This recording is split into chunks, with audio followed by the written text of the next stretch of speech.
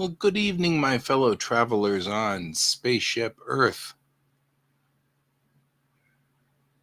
I don't think there's any Geek Tank on tonight because everybody is still out of town. So,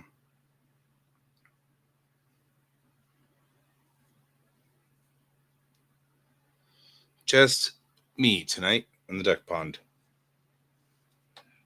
Unfortunately, does look like, yeah, because for the next couple of weeks, Troy is out in the Nowheresville.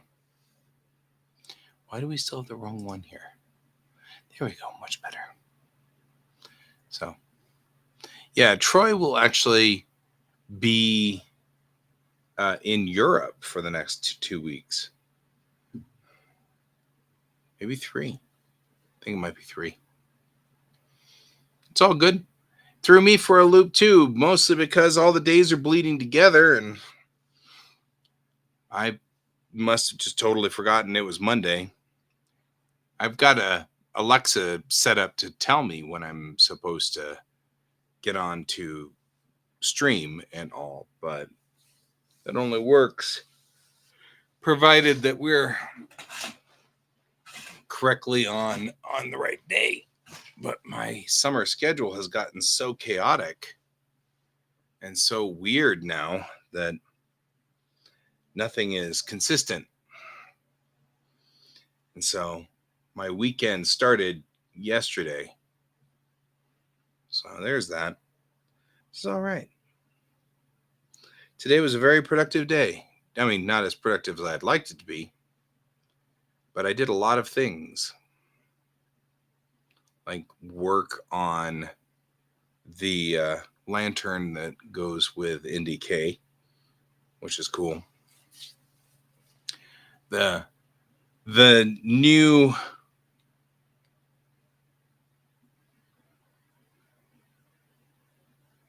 just threw them right out, huh?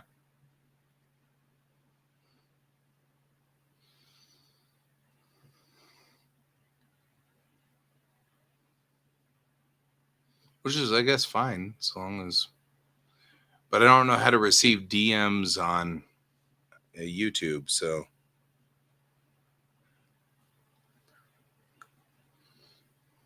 I think the only way you can DM me now is to DM me through Discord.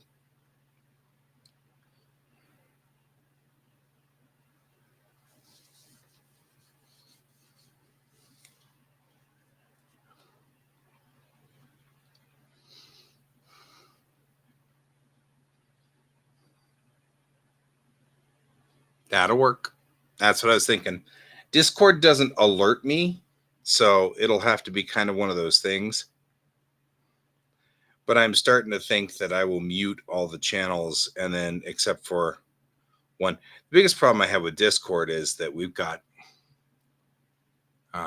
right? Discord.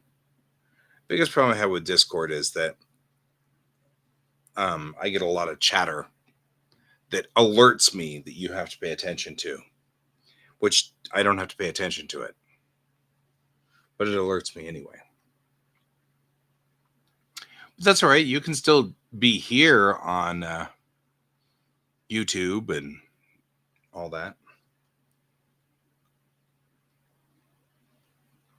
I think we will go ahead and do that. And that sounds like a thing that we can do. What's this folder do?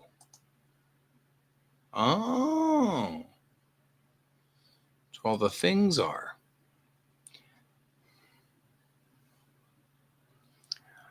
Yeah, I really wish that there was a way to make it so that you could not have to suffer from the politics, because that's pushing everybody out of Facebook, which is, I mean, that's everybody's choice, of course, but I think a lot of people would stay with Facebook if it was just information on their cats every day. You know what I mean? It's funny.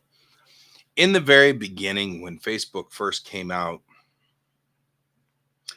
about 2, 3 years in, I convinced Dad to join Facebook because it was a great way for him to. I was saying I was posting daily things that I was doing in Japan, and he'd know about them if he joined Facebook.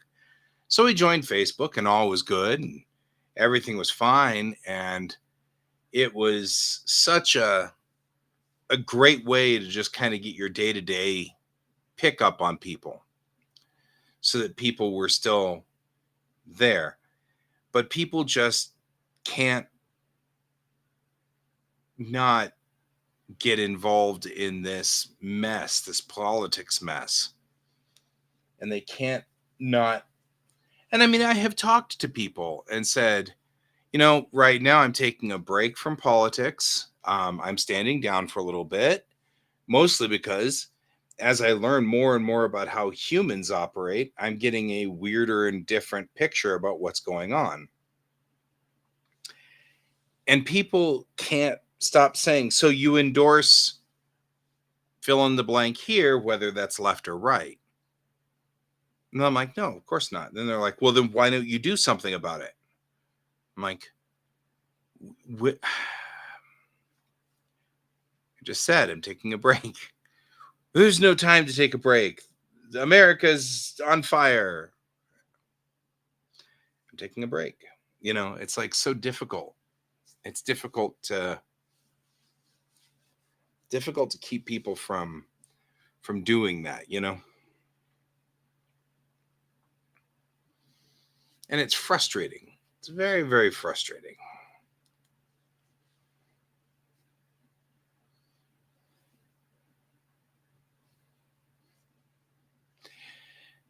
And I can't blame you. I can't blame you at all. Absolutely. Cannot blame you. I can't blame anybody who wants to just get out of it for a little while.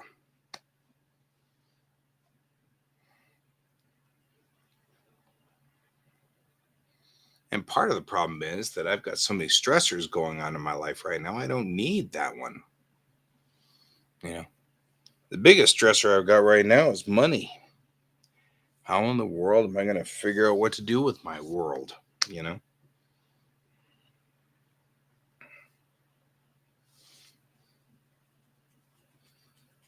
How am I going to make this all work? As soon as we hit the beginning of school year, my money income is going down quite significantly, falling off. So I'll have to start really being good about taking care of things. And I don't have a lot of income coming in. A lot of outgo, not a lot of income.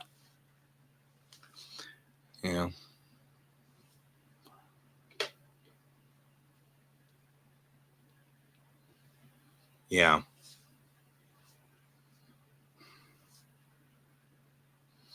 Well, and like a friend of mine is thinking of going back into the military, and another friend of mine has already gotten into this.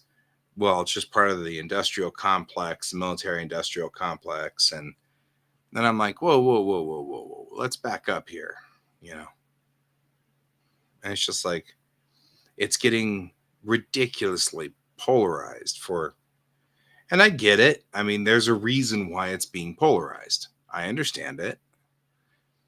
I follow. Doesn't mean I like it, but I get it. I understand why they're polarizing. Makes sense. You know.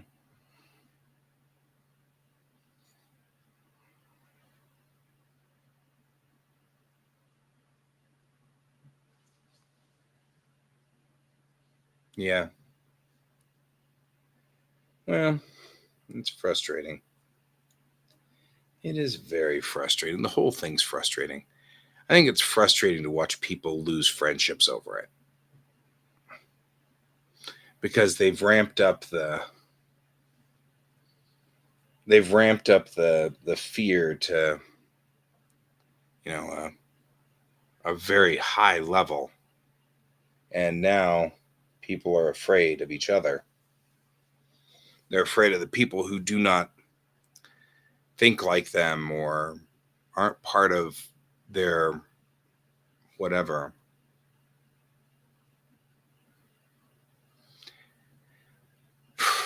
And that's frustrating too. That's frustrating too.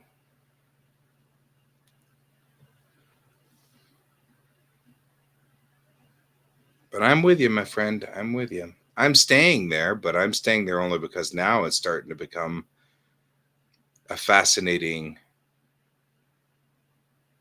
uh, a fascinating microcosm of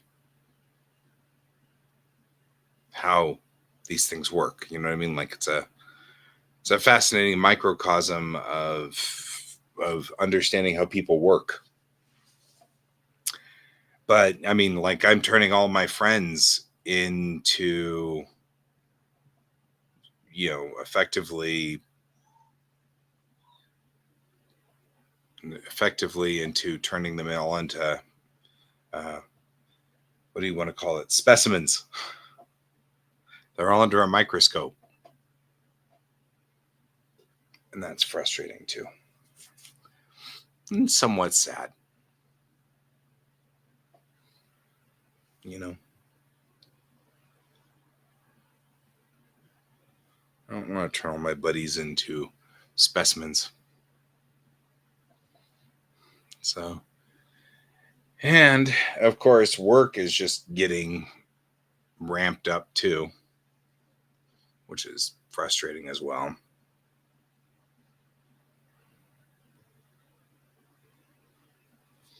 And so I'm ending up missing drawing time because I'm just tired and fatigued.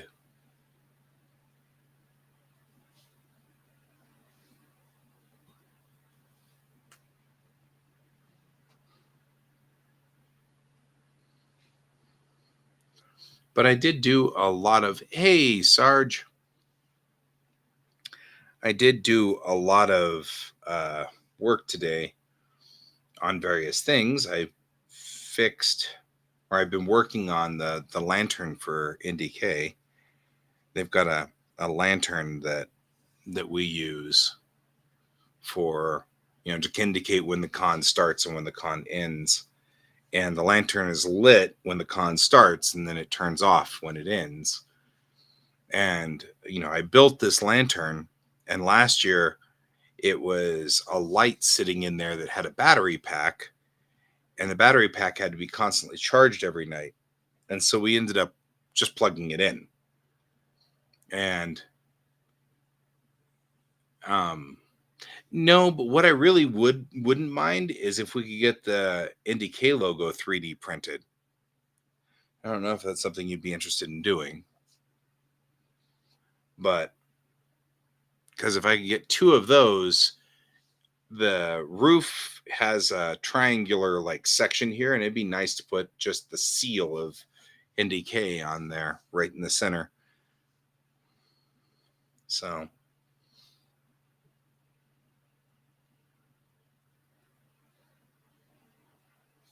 that'd be kind of cool. The lantern itself is already done. I've been building it out of balsa wood and then reinforcing it. So the lantern's good and done. It doesn't need anything.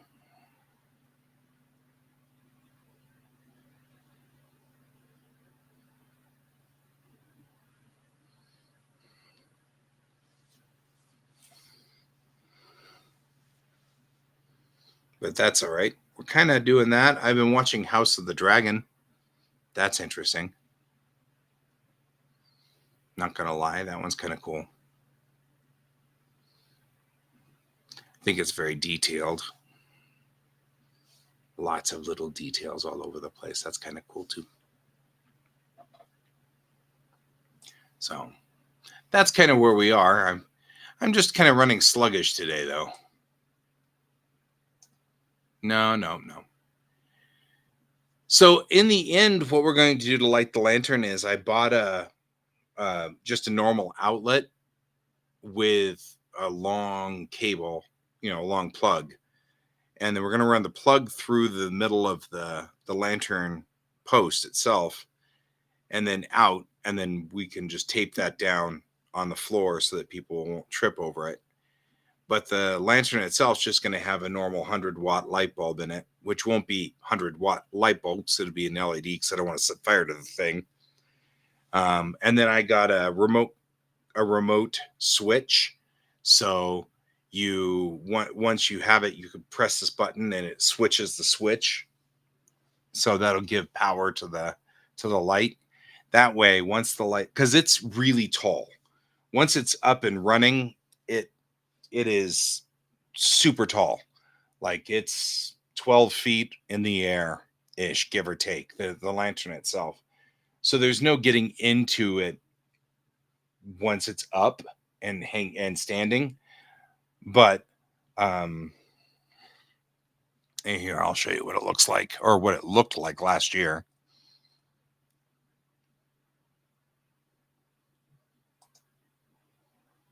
Why am I having problems with this?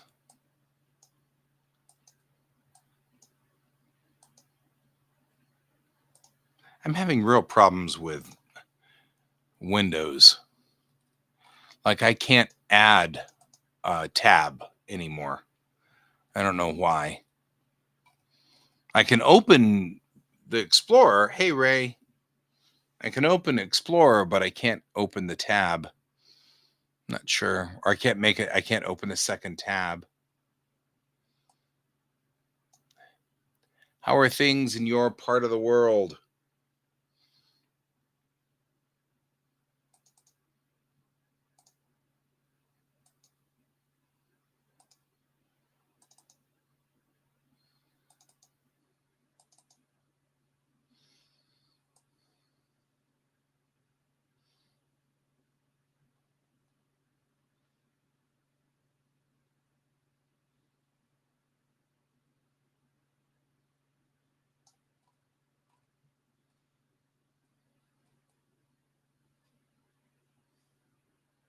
Play basketball, mostly quiet. That's good. What doesn't make sense? I made great sense.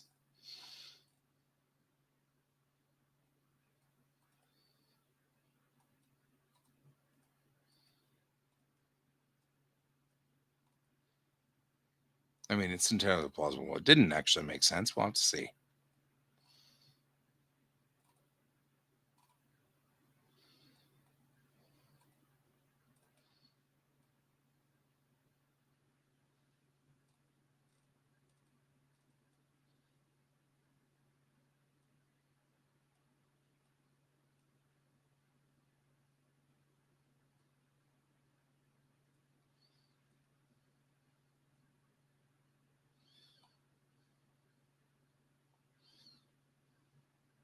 Oh, yeah. I don't know what's the story with it. I don't know what's going on here.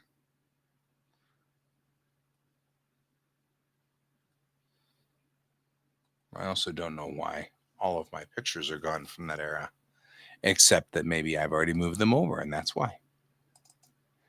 Which would make sense. There they all are. Look at that. Isn't that amazing? All the pictures in one spot, which makes it easy to find.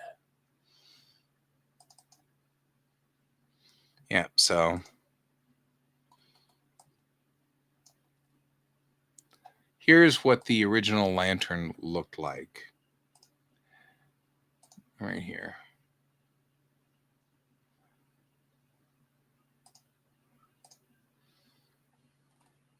So I built the upper structure like this and everything like that. And then we put all of these different signs on here and just wrote all these different things on it. And so the entire structure is really lovely, but I didn't like these plastic inserts. So I pulled those and then just built this structure right here. Oh, there you go. What hey Ray, what sports are you following on in Olympics? So that I know whether you and I are in direct competition or not. But so I replaced this section, these plastic lights inside here with just the actual straight across bars. So I repeated this pattern right here, but all the way across from here to here. And then took all four sides and then put just that frosted plastic inside there. And then ran a light bulb, an actual honest to goodness light bulb up through here into this roof area. And what I was talking to um, Brent about was there's this triangle right here that I'm going to fill in. This time there wasn't anything in it, but later I'm going to put in a triangle in this roof section right here. And when I do, I wouldn't mind having a raised seal of the NDK logo. And he was like, as long as it's not bigger than 200 something. No, it doesn't need to be bigger than that. It just needs to be about this big. That's about it. So, and then I'll get new signs for this. And we just finished painting that all black. So this is all black. And before we had this cable running outside. Oh no, that's not the cable. That's wallpaper. Next, we're going to put the cable inside here and then have it just run out the bottom. So that should be fine. And that's the battle plan anyway. And I don't know why it's decided that we can't make it work or whatever. Why I can't open new tabs. I don't know what that's about. Something. Oh, there we go. New tab opened. That was weird. So I actually think. See you later, Sarge. Have a good evening.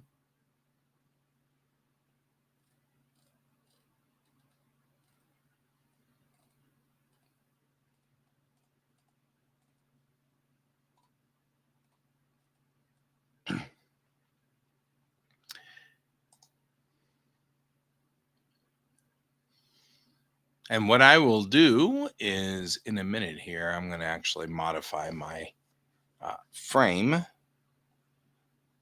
because it's time for us to do the Olympic side of this.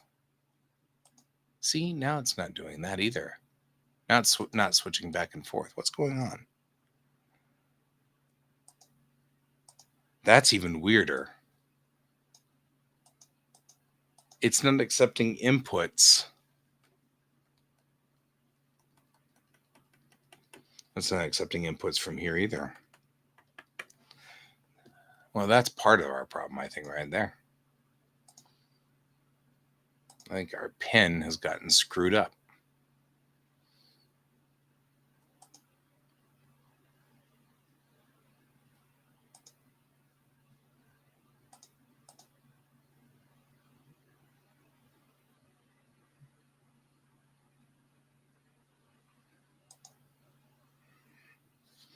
Let's see if I get pin back.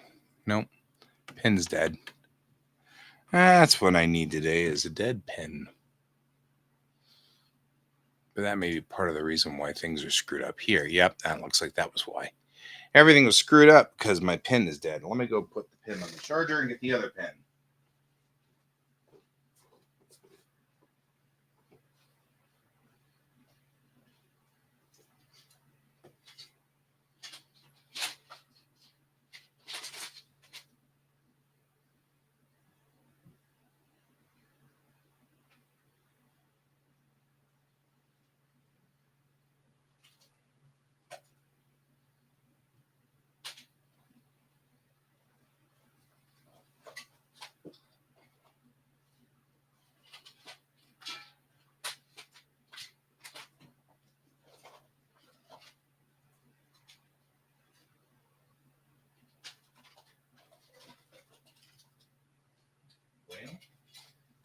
Or not.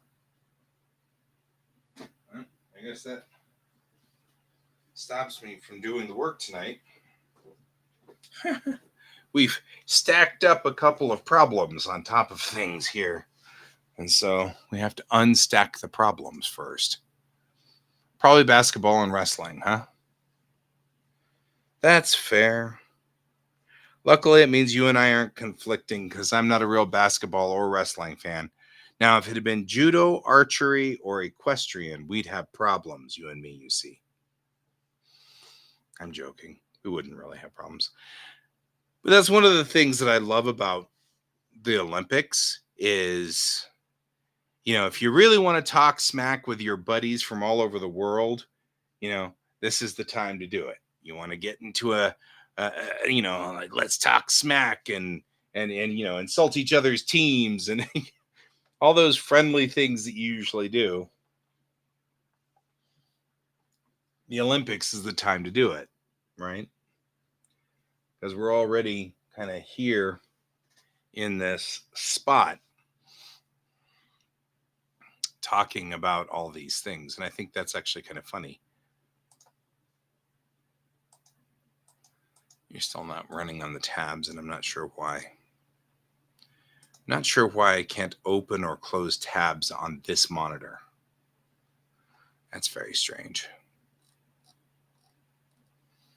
Something is not quite right here. I'm not sure what it is. But it may warrant us to restart the machine.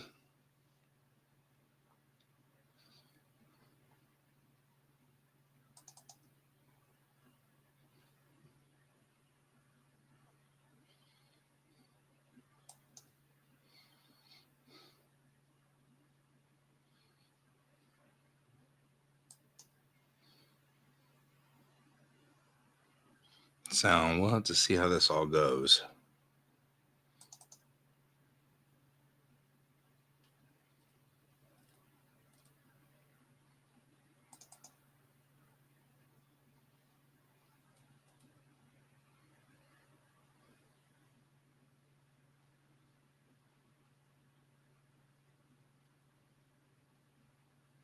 Yeah, I saw that.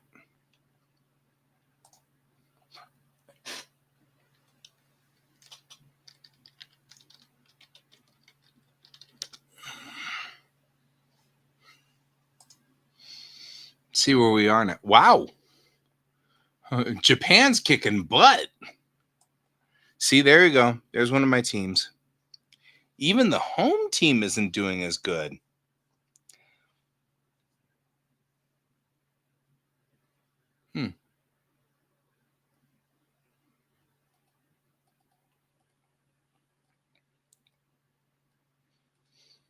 Let's see.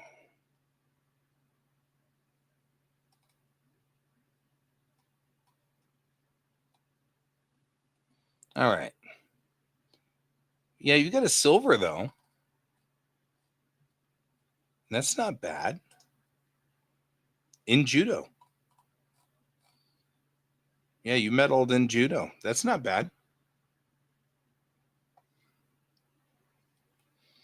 Yeah, I'm actually looking at Japan with 6 gold, 2 silver, and 4 bronze. I mean, they're kicking our butt. Although we've got a lot of bronze medals. Because total, we're actually taking the cake. 20 medals all the way around. So the U.S. is definitely cleaning up, with France only being in second place as far as number of medals. But that said, Japan has got 6 gold, which is better than anybody else. In judo, skateboarding, and fencing. They got a bronze in equestrian.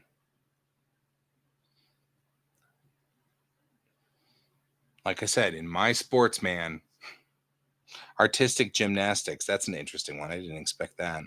Men's team. Not bad. And of course, Tsunoda Natsumi took it in judo, which I knew she would. She took silver in the last Olympics, and she was crushed by it. She hated that. And so she didn't want to keep that silver, and I didn't blame her. So, but yeah. So, Tsunoda Natsumi, huh? Would not have expected that. And then skateboarding's totally new to me. I don't understand skateboarding, so there's that. And then what has the U.S. done? 1 bronze in gymnastics, mountain bike, fencing. We took 1 of each in fencing. Yeah, I guess we did. Who knew? And then 2 in swimming.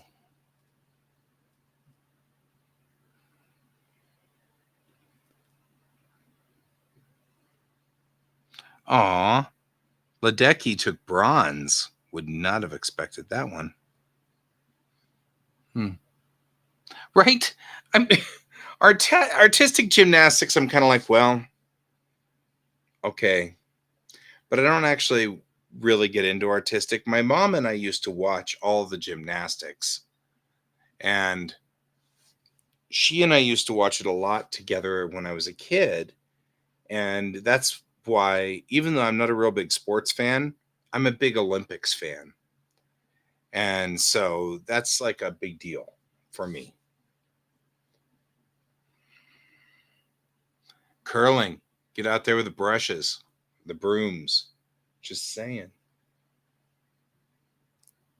So, but yeah, mom was really big on all the sports, but yeah, she wasn't. Neither even mom wasn't that hot on artistic. She waited until ladies gymnastics, and it was always like the more difficult ones. Even floor, she was sort of, and she really liked diving and swimming. I'm not that hot on that. So the real place where she and I crossed and watched Olympics together was on gymnastics. So I like watching now.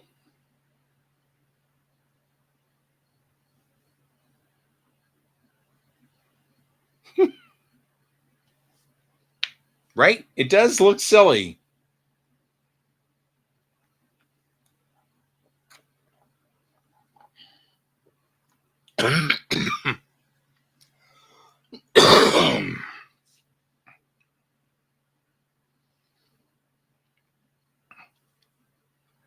You mean for the curling team, Brent? The curling team looks like a bunch of moms and dads that accidentally got on the wrong plane.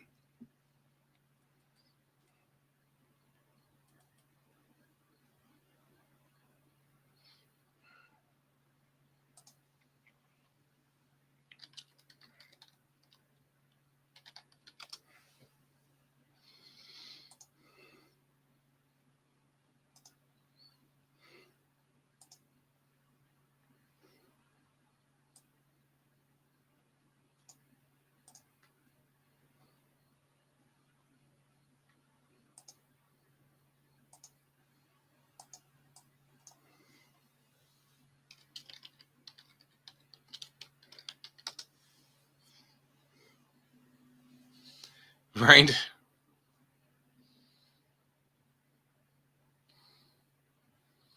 Are you trying to convince me to go down there and become part of the moms and dads so I could accidentally go to the Olympics?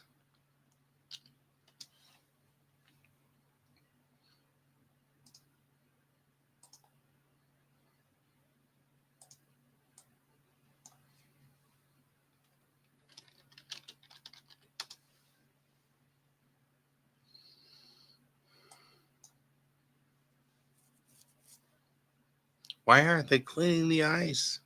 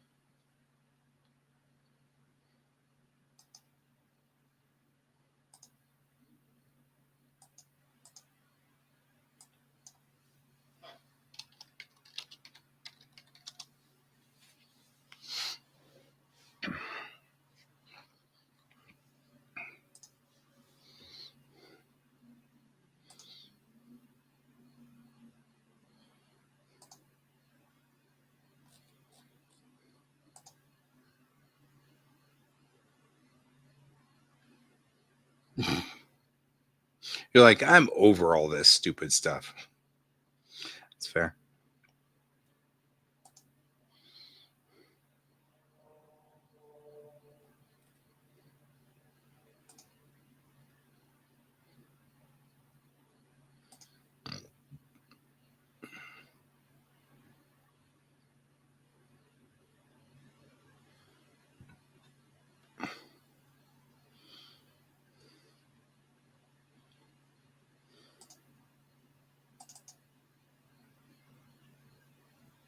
I moved everything around. Now I can't find anything. That's aggravating.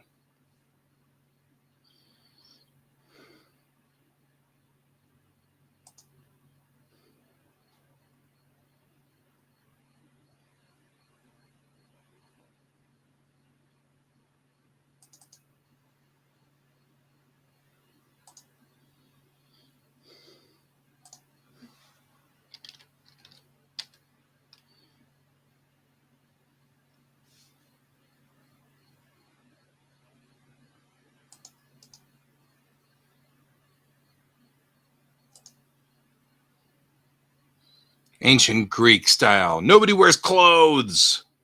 That's the important part.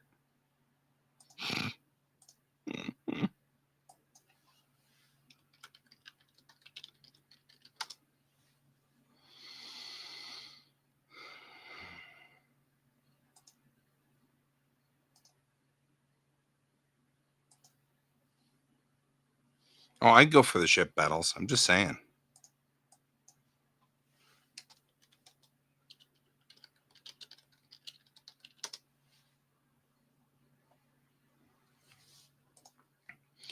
I'd be on board with your interpretation of the Olympics.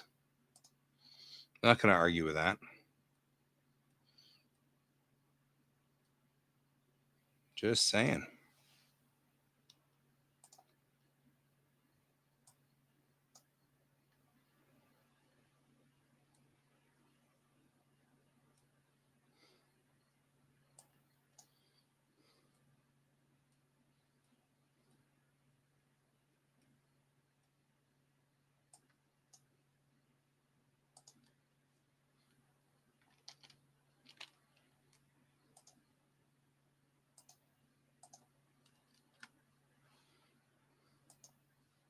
Animal wrestling.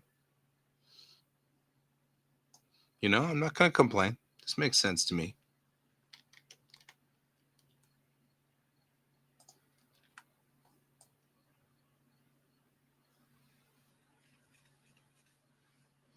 So, yeah, we go for full-fledged animal wrestling, and all of this sounds awesome to me. Motorcycle chariot racing.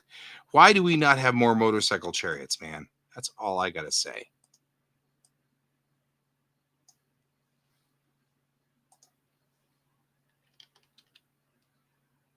You know what I mean? Yeah, I know what I mean.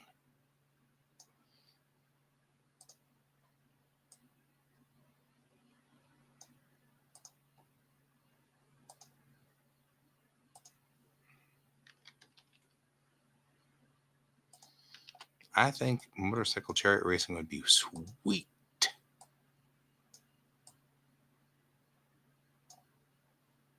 Monster trucks. Yeah, I'm liking your version of the Olympics, man. Just saying.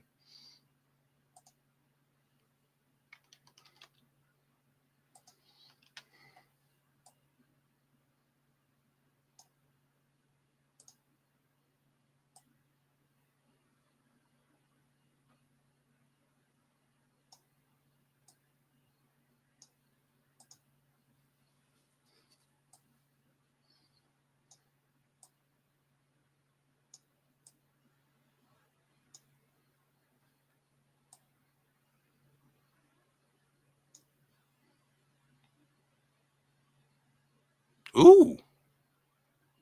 Hey, I'm in. I'm in on this plan.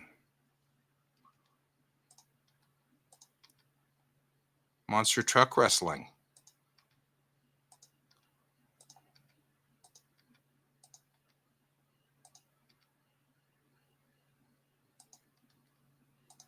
I'm not gonna lie, I'd subscribe to that.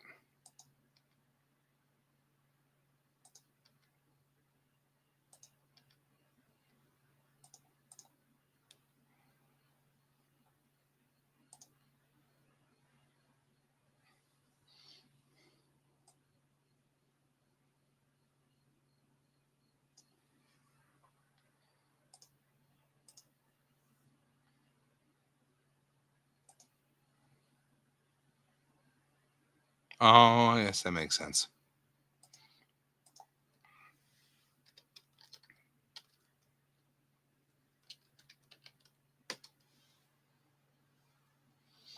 All right, let's see if we can fix this problem.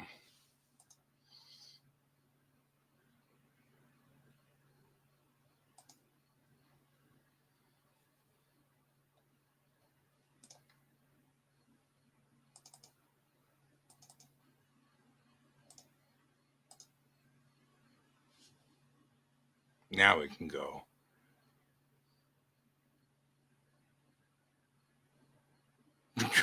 Everything into a Mr. Beast challenge.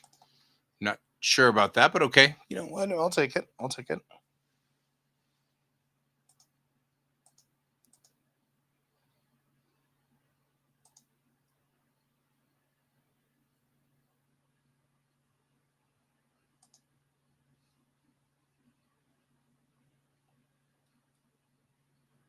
Here we go. There we go. That's what we wanted.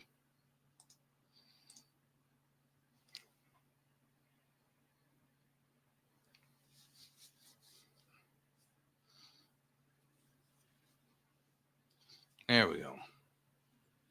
Now I have my Olympic rings going for me here.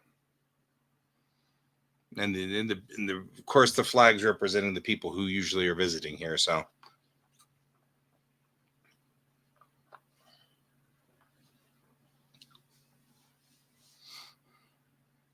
course, the Japanese flag just kind of disappears up there. That's all right. That's all right. Team Japan. Hunger Games in the middle. Telling you, this would be a much more interesting version of the Olympics.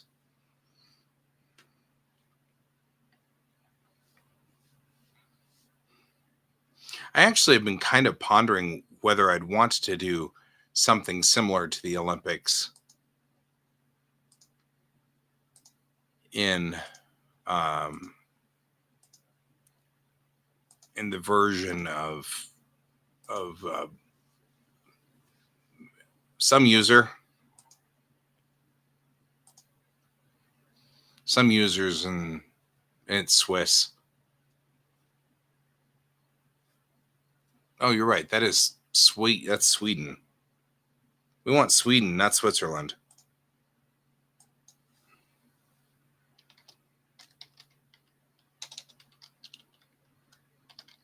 The wrong flag.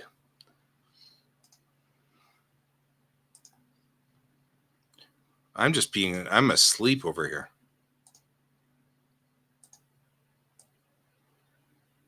Because it should be Sweden. Right?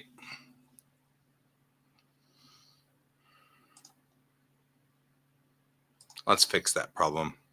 Preferably before some user shows up and goes, "Why did you put the wrong flag up there?" I'm like,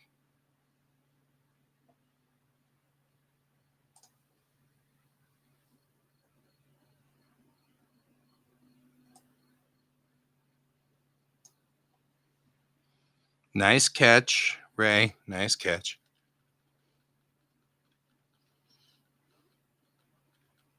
That's right. Switzerland's flag doesn't fit as well anyway.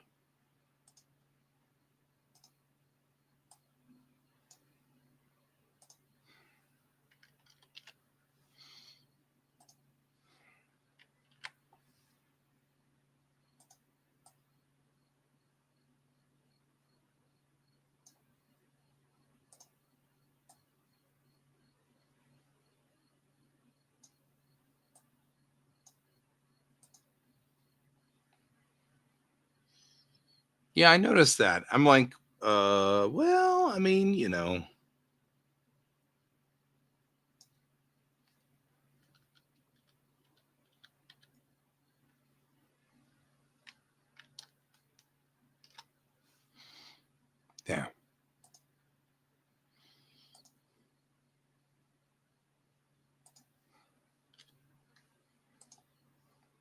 fix that before some user shows up at me and goes, but no, I can't seem to ever get the Sweden Switzerland thing unconfused. There we go. Much better.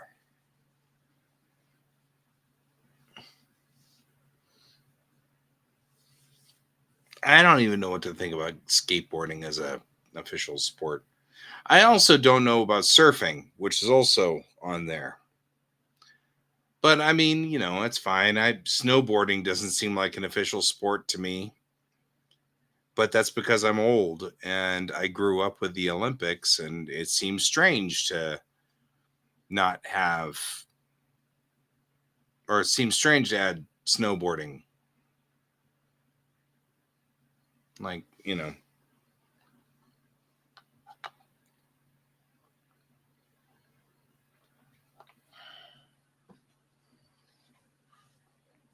that's okay. That's okay. They can add things. And I guess if you think about it, time goes on, it would make sense, right? I mean, like you'd have to, because the sports are all going to change, just like language. Sports evolves and changes.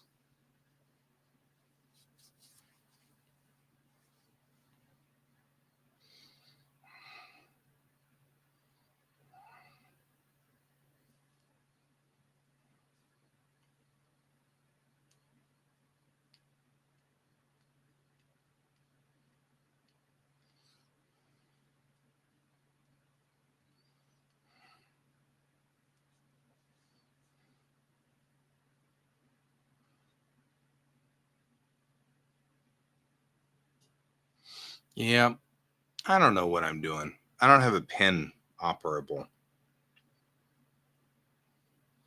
going to go find my pen over there. So on that side of the office, that side of the office still needs to be cleaned up, and so I haven't done that yet. I'm moving slowly over there.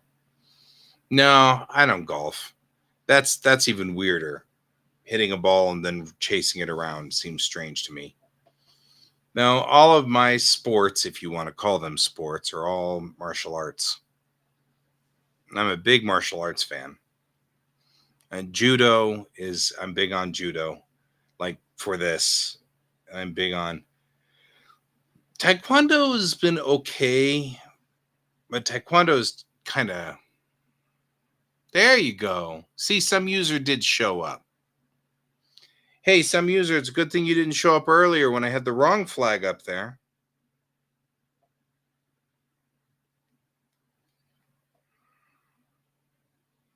Because I was talking while I was looking for flags. So,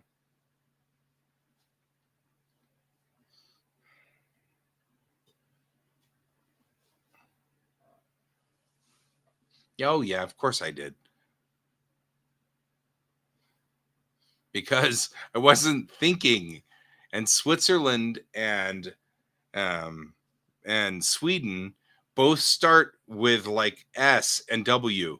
And so in my brain, I get them confused all the time. Completely different countries, but in my brain, because they both start with SW, I just cannot seem to leave it alone. So I put up Switzerland's flag for a second, then I went, that doesn't look right. And so I was like, that's not the right flag. And then Ray was the one that caught it. Ray was the one that was like, Ray, Ray was the one that was like, who's Switzerland? And I was like, Switzerland? And I, dang it, got the stupid wrong flag.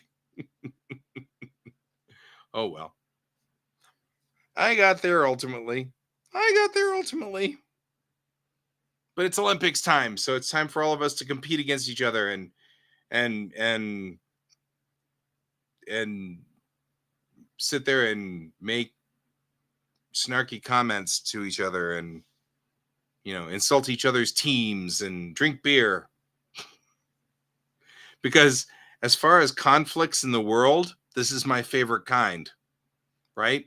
Like, nobody's getting killed in theory, and we all just get together. The whole world gets together, and we're all competing against each other, and some people win and some people lose, but in the end, everybody still goes home. So this is my favorite kind of competition. I like us doing this one. This one's my favorite.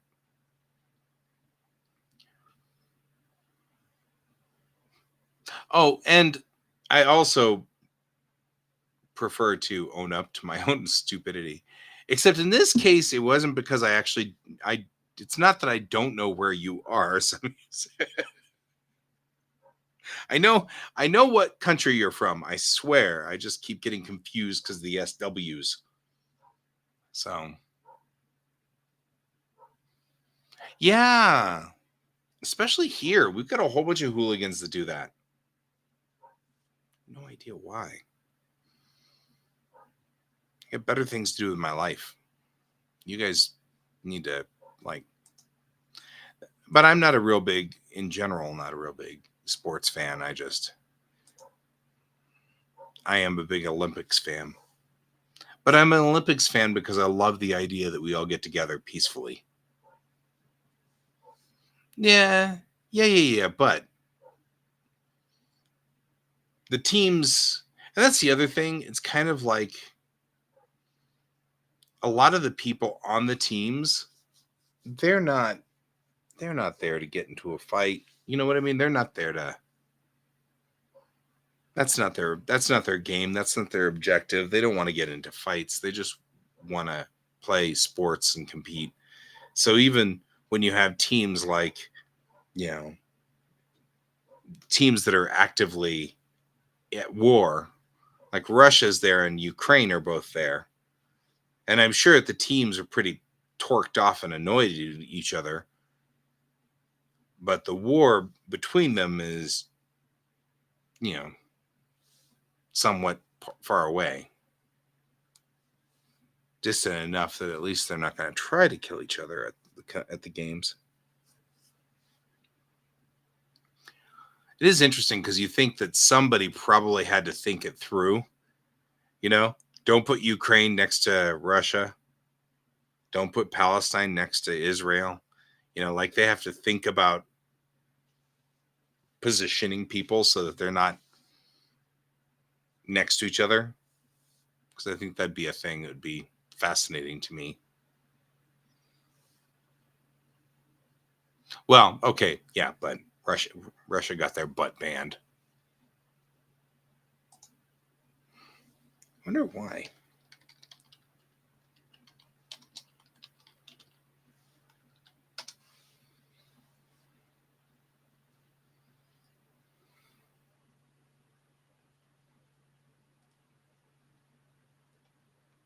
Hmm.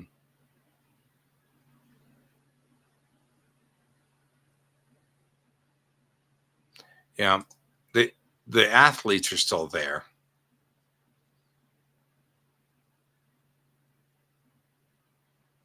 Yep. I don't think Palestine has a team, but the Russians are still there. The athletes are. They'll just be considered neutral, individual neutral athletes.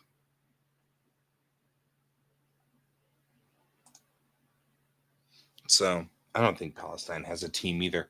Palestine doesn't have a recognized government yet, although I think that'll change as time goes on.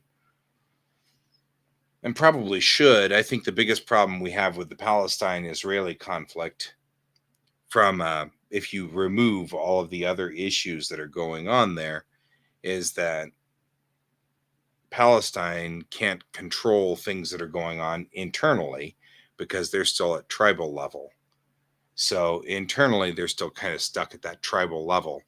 And I mean that not tribal, but I mean, like, um, if you talk about the the levels of development of your government, you start at tribal, and then you move to a chiefdom, and then once you move to a chiefdom, you move to a state. And state, of course, is where Israel is. Israel's a state.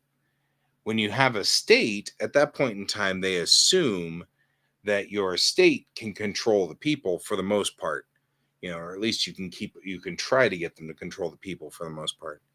And so Israel's looking to Palestine to control things that are going on internally, but they're still on tribal mode and they need to be upgraded to a state. But there are a lot of internal and external forces that do not want them to go up to state level. And so Palestine keeps getting locked down and is unable to make statedom, which makes this all very complicated and difficult. But looking at it from that point of view, from like the anthropologist point of view, it makes a lot more sense. Like why there's gridlock in that system. Palestinians want to become a state, but they can't. They've got internal problems that are causing that. Israel's treating them like they are a state, and that's not working because they're not a state. So I think that's part of our issue with that. I mean, obviously, every time they get into a conflict, people keep getting killed, and every time people get killed, we get more anger and animosity between the two. So that's a given that that's part of the issue. But I also think that for the most part, it's mostly because of the difference between the political parties that are in charge trying to run the system. It's not easy running a country. It's very hard to run a country. You need a lot of help. So,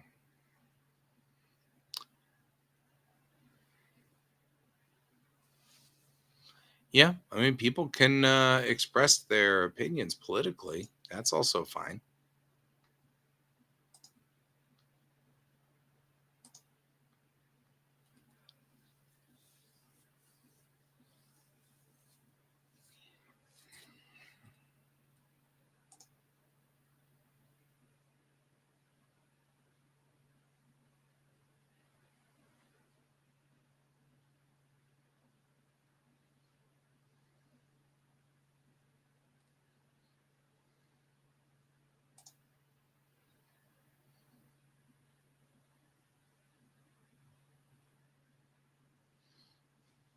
Well, I mean, we do have a lot of religious animosity and things like that, but I think that functionally, if you look at it from a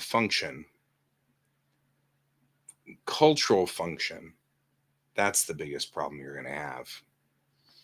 And I've often discovered that things that get stuck forever in an infinite loop are often due to something that people don't want to acknowledge or look at or um, deal with, you know. So, I mean, a lot of our really bad political lockdowns boil down to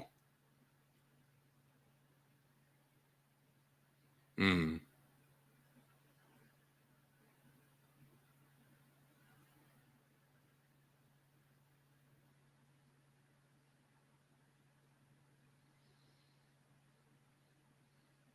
well, Russia is trying to say that it was a boycott, but they were banned. It's totally fine. I mean, I mean, it's one of those things. My opinion of what's going on over there, it doesn't matter a whole lot. My observation from the cultural anthropologist side, probably a little bit more accurate in a top down. So, shrug. Yeah, they're political, but yeah, I don't know. Palestine should have a team someday. Someday Palestine will have a team.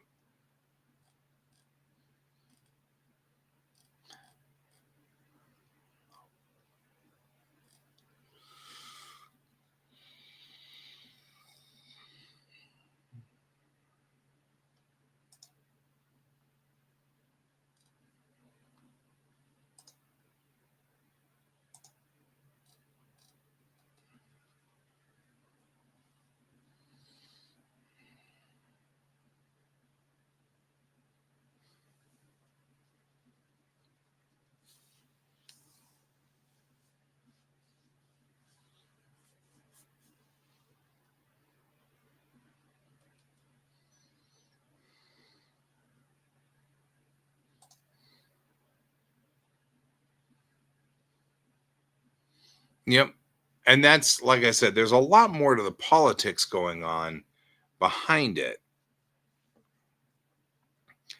And there's a lot of blood.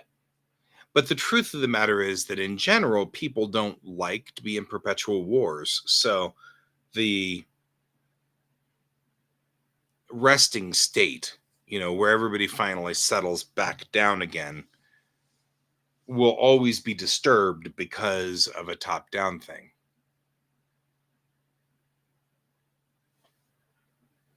Yep. Well, and Israel has a part in that. The US has a part in that too. I mean, the US got involved in all of that mess as well.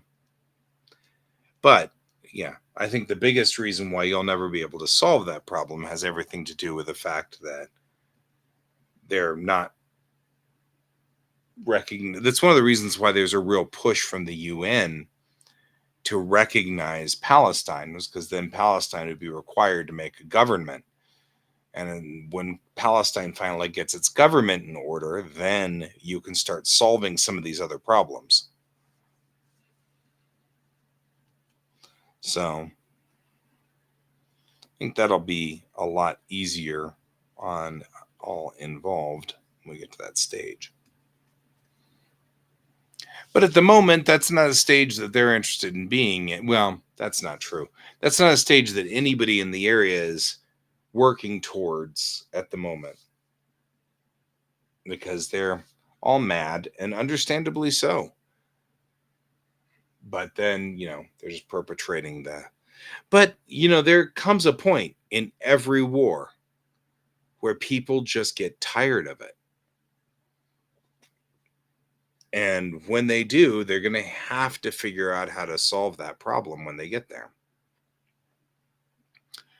And, yep, that's the problem. That's why I said there's internal forces right now that make Palestine building a government complicated and difficult. And nothing we can do about that. It's just the nature of the beast.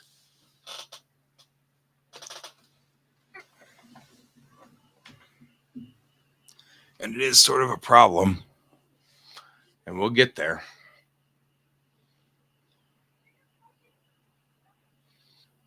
It's just tough. It's tough. I feel bad for those guys. There's a lot of people they didn't want any of this. You know what I mean? Like, that's not what they wanted. So nobody wanted this. Nobody, the people, there are only a handful of people that actually really want this to be a fight.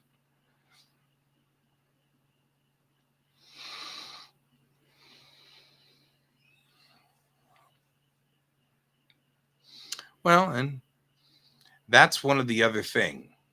That's one of the other things. The Zionist project and, I mean, both of them have a version of press them into the sea. Both sides have a version of push them into the sea. Either you're looking at the Israeli Zionist theory, or you're looking at the Islamic function of the same thing. They're both fighting on that same principle, which is one of the reasons why we're having issues, is because we have two groups of people who have a very elitist doctrine that they're fighting against each other on this one. And it's the same doctrine, which but the thing is that I have faith that the average person in both of those locations would be fine if the war just stopped. You know what I mean? Like, I feel like the average Joe in both countries would just be fine if it just came to an end and just settled down. So,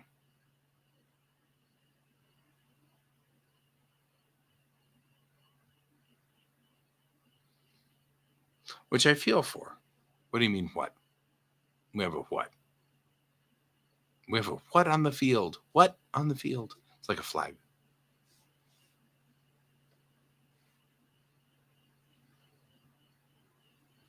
Ethnics and religions seem to cross quite a bit. Oh, Ray, I'm not getting into the fight on this one, I promise. I mean, we've had the who is at fault on both sides of this one goes back and forth all the way back to the Ottoman Empire. So, like historically speaking, this is a big mess. So I'm not proposing either side. I kind of feel like you get one side or the other on this one, and they're both fighting each other. And both sides have made critical errors, and both sides are very justified to be upset. Yeah, it's that old. It's that old. The biggest, I think the biggest problem we've got is that a lot of civilizations started there at the fork of the Tigris and the Euphrates. That's where a lot of our, yes, I'm not disagreeing with that at all, Ray. Not even remotely. The Tigris and the Euphrates. In fact, nothing that I'm saying is specifically referencing today's problem, today's issue. I mean, really, legitimately, nothing that I'm talking about is about what the situation is today. I'm saying the only way to fix this is to get Palestine up to state level. And that's the only way to fix it. And that has to happen somewhere. Like I said, not talking about anything here, just from the point of the science that kind of operates around all of the people here. There's a science behind this. And that science reads that you can't have a state making an expectation of a tribe. That doesn't work. Historically speaking, that has caused bad things for the tribes. Whether that's America and the Native American tribes here, or South America and the tribes there, or even if you look at Rome versus the English tribes versus state never ends well. So it doesn't, I mean, because you end up with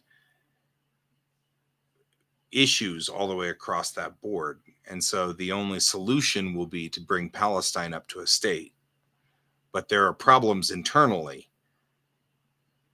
I'd even be willing to bet that Israel doesn't want Palestine to bring it up to a state, but that's what Israel keeps demanding.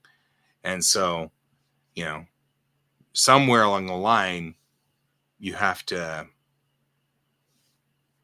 get into that fight. But as far as my personal opinion as to who is right and who is wrong in the Palestine versus the Israeli conflict, I'm not taking a side here. Palestinian. The Palestine government is tribal still. And that's not a statement. That's not a judgment. That's not judging them. I'm not judging anybody. What I'm saying is that the Palestinian government isn't a government. They don't have a parliament. They don't have a leader. They don't have a Congress. They don't have a specific, they don't have a standing military. They don't have all the things that we get when we form up to state level. They're missing pieces of their government. Without those pieces of government, they'll never be able to be equals with Israel, because Israel's demanding information, or Israel's demanding of Palestine things that Palestine can never give, which is what I'm saying all along here. Palestine can't give it to them because they don't have the pieces. I'm actually right now just specifically talking about Palestine versus Israel. Egypt is a state, so Egypt has full functioning statehood, even though their state is, my opinion of what runs Israel or Egypt is a little, that's, I've got a different opinion there. But even Syria is a running state. So Syria, Israel, Iran, Iraq, they're all states. They all have full governments. Everything's functioning. All the pieces are functioning internally. But and so whenever, Ray, I'm using the scientific term tribal, not I'm trying not to load that up. So when you talk about tribal, it means that you still have varying leaders and people following different leaders and things like that. And so as long as you have various leaders like that, it's considered what we classify that as tribal, which is not coherent enough to operate. Yeah, and I agree with Ray. This isn't a religious problem. I mean, I think we have a clash of two religions, but I don't think that's typically the cause of the problem. I think if you were to talk about the 1969 conflict, it might have been the 6 Days War. That might have been more religiously aligned. And I do think that Egypt tried to have they tried very hard to deal with the Brotherhood, which was in Egypt. But that's a politics thing that I'm not that educated on. So I don't want to get too deep into that one.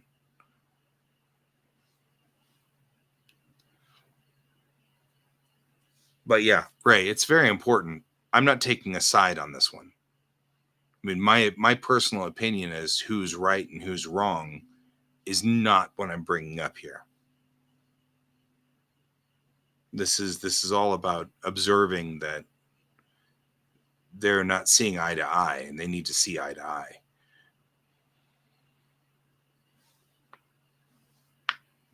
And so my feeling is we really need to figure out how to get Palestine up to state level so that they can operate eye to eye. That's the biggest push that needs to happen here.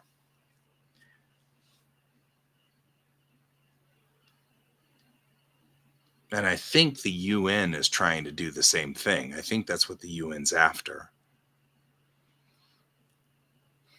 But it's hard. That's a hard move. I don't think people want to do that internally. And I think there's some real problems with that.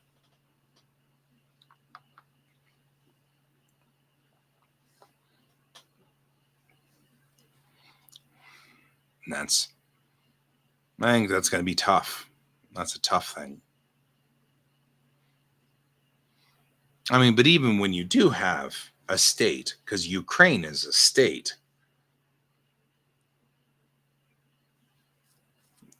it doesn't stop Russia from trying to get in there and mess with everything.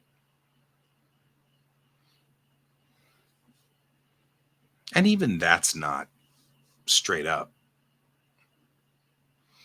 Yeah, I mean, that's the thing is like, it doesn't matter whether we look for a middle ground or not. You have to look for an ending of it somewhere down the road. But you can't get an ending out of it as long as Israel is a state and Palestine is not. You're never going to get an end to it. And I don't know if there's a centrist position to this. I don't know if there's a middle ground. I don't know if there's a spot that you can get to. Maybe there is, maybe there isn't. It may just be a war of attrition, and you just wait until both sides exhaust themselves from resources and can no longer fight. I don't know. I'd like to think that wouldn't be the case, because I'd like to think that the people in both of those countries would really, really like to just stop fighting somewhere along the line. You know, whether that be, our Palestinians who are becoming refugees because the bombing is destroying their cities, or whether we're talking about the Israelis who are, getting bombs blown up in the middle of. Yeah. I mean, that's the thing. A military, well, so that's where things get kind of fuzzy. Palestine doesn't really have its own military. Um, Palestine can use the military from its neighbors, but that brings in another 6-day war. So the neighbors are hesitant to assist, which is one of the reasons why I don't think a military solution is going to ever work on this stage. Because if you put Palestine's military up against Israel's military, which is an actual standing military, they wouldn't stand a chance because Palestine doesn't have it. So Palestine would have to bring in Syria and Egypt, and it depends on whether Syria and Egypt want to play that game or not. And that becomes a chess match. And now you're playing chess to try to figure out how you're going to get this through. And once that becomes a problem, then you start dealing with bigger powers getting involved.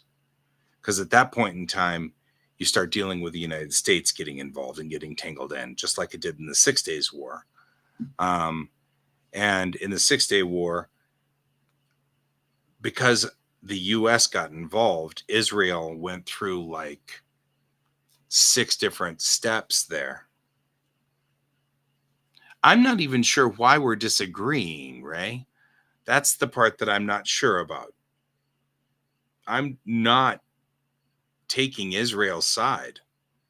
I'm not taking Palestine's side either. I'm not taking anybody's side. I'm not even, and I'm not even stating anything bad about Palestine or Israel for that matter. I'm just sitting here looking at this going, as a function, you'll never get Palestine up to a level where it can fight Israel unless it's eye to eye, and it needs to be politically eye to eye. Otherwise, it's going to be a war of attrition. And in a war of attrition, Palestine will lose, because that's the thing. I'm sorry, Ray. I didn't mean to do that, bro. I mean, I don't know how in the world we got here, but I'm certainly, well, then let me wrap it up by saying I don't have an opinion on sides for this one. And I didn't mean to imply that either side was correct or right in this one. So forgive me on that one. I didn't mean to make you mad, certainly. I don't know how in the world we got there.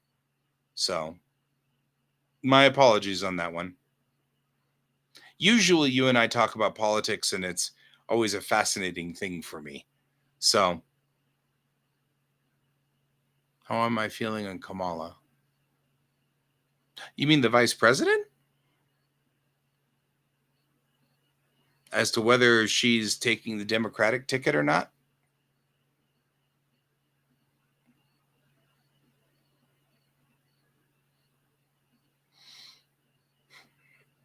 Well, my first thought is it's really nice to finally have someone who's border Gen X. You know what I mean?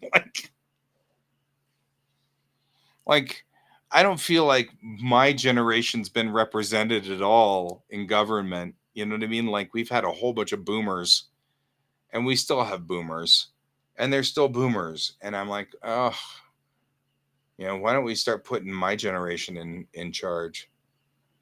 We were the ones that grew up on Billy Joel's "We Didn't Start the Fire," Genesis, which said, in Land of Confusion, they were talking about my generation will put it right. Well, my generation never got in charge, you know.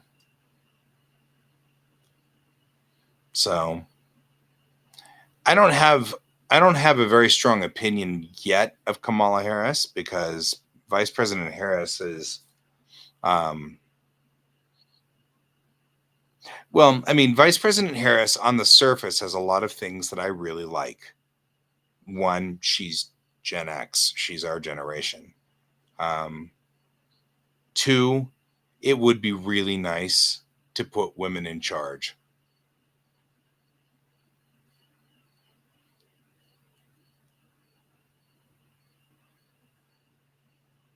On the Middle East. Yeah, I think Ray wants us to kind of move on. So historically, that area is very charged. And I don't blame Ray for wanting to back out of that. So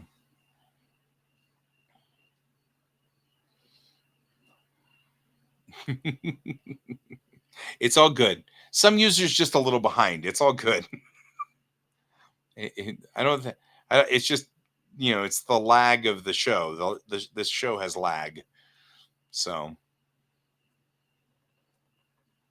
anyway, my opinion on Kamala Harris is I would love to see a woman president. That'd be nice. Because it would break a taboo. Yep, yep, yep.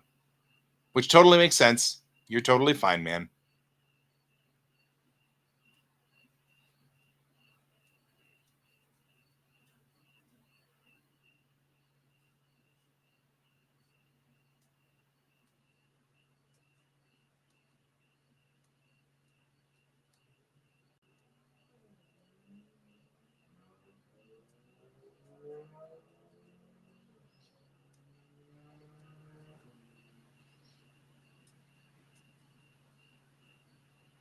You're a millennial in our. You're a late millennial.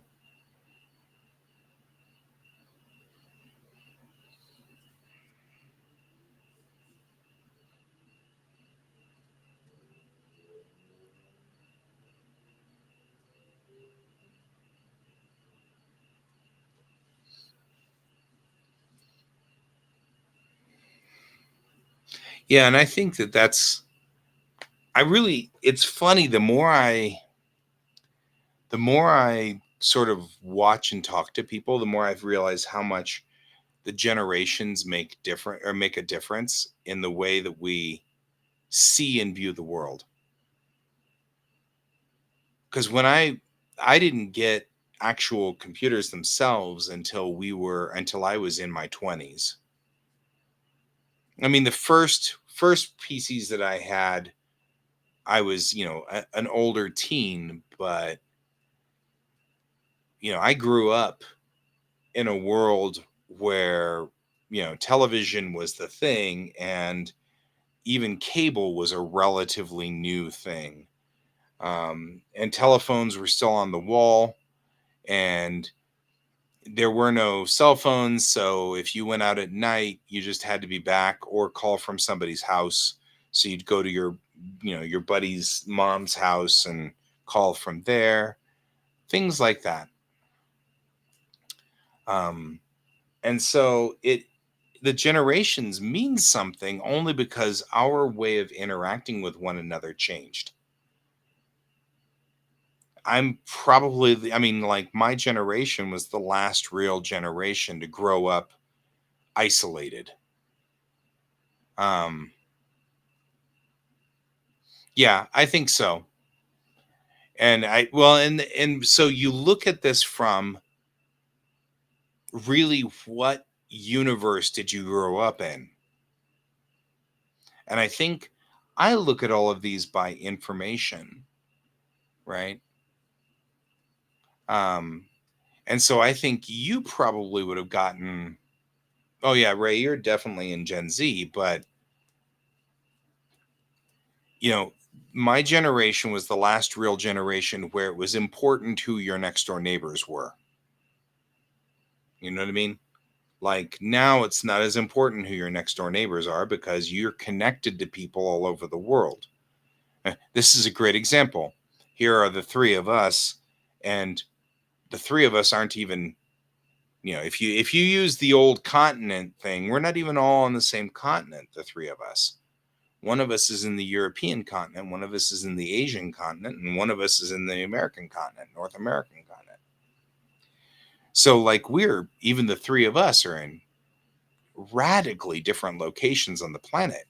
And yet we're all sitting here having this discussion, hopefully civilly. I apologize, Ray, for getting you kind of wound up there. Because I don't want to make an uncivil thing. And these political things are charged, you know. And you were just going for being basketball, right? But I think that's the thing, In my generation, it would have been a whole bunch of us arguing in school about something. And you wouldn't really know much outside of your, say, city, right? You get to some users' generation, and we've got the internet, but it is still a little immature, right? As we start getting into the early 2000s, we don't have social media really yet. And then around 2006 and 2007, we start getting social media. And I think that changes the world. That changes everything. And then about 4 or 5 years ago, we start getting streaming, like the streamers. And the technology changes again. So you end up with these different aspects of people who grew up in a time where, they didn't, I can't explain to you what it was like. It's very hard to explain to you what it was like coming home at dusk, and, that was your rule. And you could go out and play all you wanted so long as you were home by dusk. And if you weren't, you were expected to go to someone's house to pick up a phone and call home and tell your mom where you were. That's a different world. Is it simpler? Yeah. But also, was it better? I don't know. I wouldn't have had you guys, right? You guys are my buddies, and I wouldn't have had you. And that, I don't know. I feel like that's better in my book. I feel like that's an improvement. I feel like even if we do argue over something, it's much more important to do other things and be friends and stuff like that. So, I don't know. And that's the thing. I think that these generations, though, represent people who were in the same, uh, I guess, strata, right? So we're like in the same. I'm trying to think of the word. I just lost the word completely, but we talk about us being in the same cultural strata. Cultural strata. Everybody in my generation grew up with the same TV shows, right? We all grew up with the same TV shows. And it's weird because you end up now with this next generation where I connect more with, say, German millennials, because Germany was about 10 or 15 years behind us in the same TV shows from the 80s. So in the 90s and the early 2000s, Germany was showing all of the TV shows that were very popular in the 80s in America, which means that I'll talk to a millennial from Germany, and they are talking, in the same communication line, in that same culture, because their culture was just behind.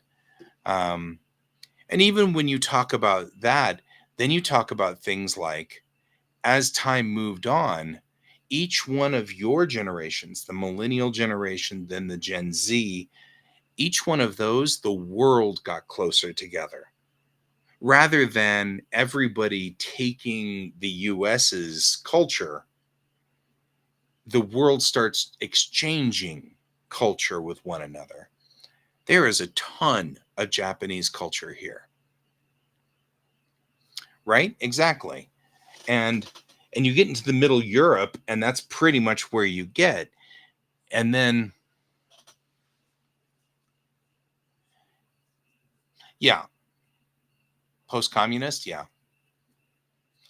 You get all of these. Now we're communicating back and forth. You can have our media, I can have your media, which is one of the things I have been really truly enjoying is um yeah, well, and on the other side of the Eastern Bloc, you had a different, you had a cultural wall. Hmm. Back to brutalism. We have to bring brutalism into this discussion. And we haven't talked about brutalism in a while. But yeah, that's mhm. Well, it's like every culture. A lot of our culture stuff is crap, you know. There's stuff I've rewatched Knight Rider recently and regretted my life choices. I mean, Knight Rider is horrible, and that was one of my favorite shows ever. I love Knight Rider, but watching it today, I'm like, ugh. Yeah, I keep thinking about that a lot, that specifically, because you think about all of these movies that, let's say, um, let's say that you talk about all these movies that Mongolia has produced, all of this wonderful art, and some of them are really awesome, and the world won't see it. And it's like, that's such a shame, you know? That's such a horrible thing because you really want to see some of this stuff. And maybe that's something, maybe that's your calling there, Ray. Maybe at night you can fan sub great movies and then put them on YouTube for the world to see. Because I'm not going to lie, that would be awesome, you know? I mean, I mean, all of us in our group, I was into anime, and my buddy Troy spent a lot of time with Hong Kong flicks. The Hong Kong movies became popular over here,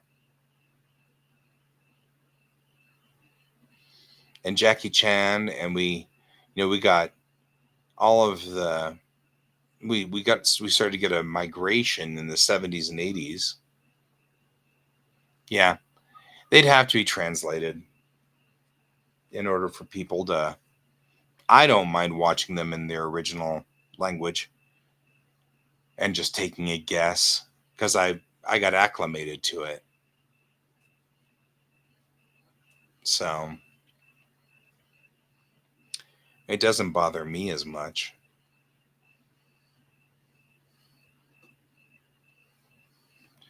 So I could take a synopsis and still enjoy the movie. Always interesting to me where you get things, you know what I mean? Like, I've met many people from all over the world, and I get similar stories. Like, you'll get something where it's like, for some reason, for the longest time, we only got like German movies from the 1960s. And you're like, what a weird, specific thing, you know? It's like, that's a very strange, specific thing. You mean the TV show Taxi from America? From the US? Trying to stop saying America. We are not the only Americans. Canadians are Americans too. So are Mexicans. For that matter, Guatemala, all of those guys. In fact, Peru and Brazil and the French movie. Cool. I'm intrigued. I'm always intrigued with stuff like that.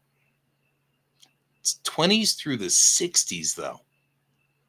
Any specific reason from my point of view? Some user? Oh, yeah, I get it. Except with Renault and Citroën. Anyway, some user, I'm curious, the 20s through the 60s is an awful lot of changes in our culture. Any specific reason why that era? You like the way they behaved?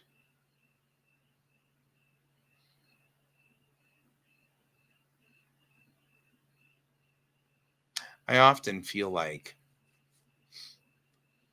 the way that we operate and behave often is similar to, or like you have, especially back before sort of the revolutions.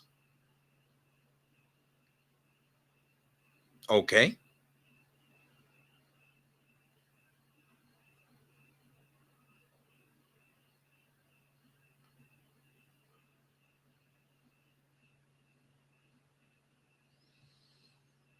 Okay, but I'm probably more likely to go for that taxi movie. I'm just saying. Especially if they're car chases and car blowing up is.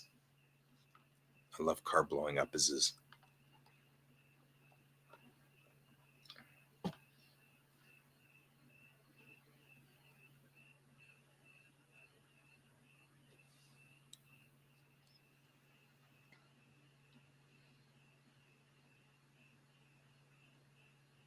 Oh, yeah, yeah, yeah, yeah.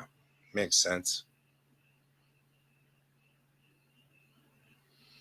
Well, and that attracts me too, because I also believe that we are all connected. We're all one people, you know.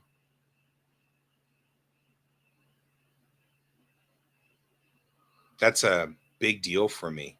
Like you two are my buddies, you're my family even if it's distant. You know what I mean? Like I feel like we're still connected. We're from different generations and different countries, but we're still connected. So I like that. I like that theory.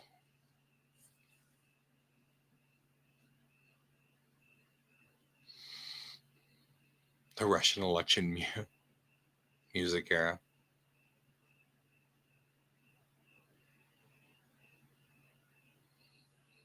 Yeah, there was a Russian group that I was listening to. I can't remember its name now, but it was pretty hardcore. I really, because they were, it was revolutionary. They were really pushing hard against the man, rage against the machine sort of stuff. Dug that music for a while there.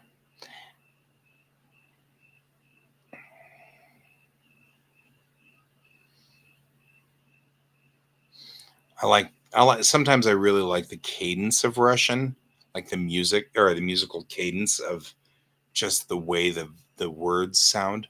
Kino, maybe not. I don't know. Let me see. It was in Cyrillic. I saved it because otherwise I wouldn't remember.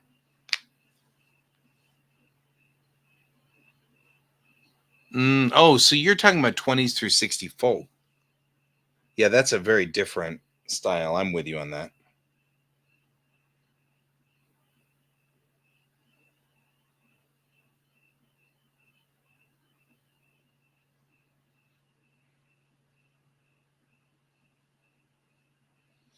Yeah, it's IC3 Peak.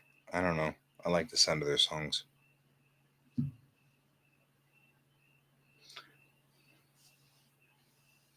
Yeah, it does.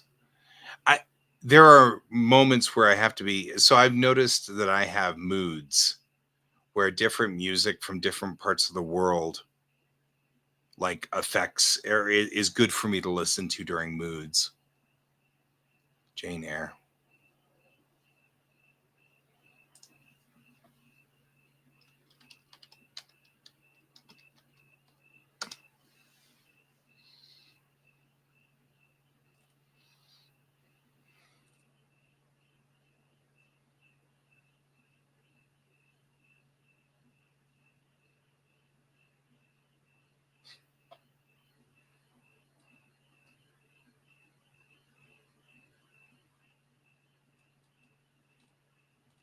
Yep. Yeah, there are the group that I've been getting into on that one. They got banned. They got themselves banned in Russia. Doesn't surprise me. I knew it was only a matter of time.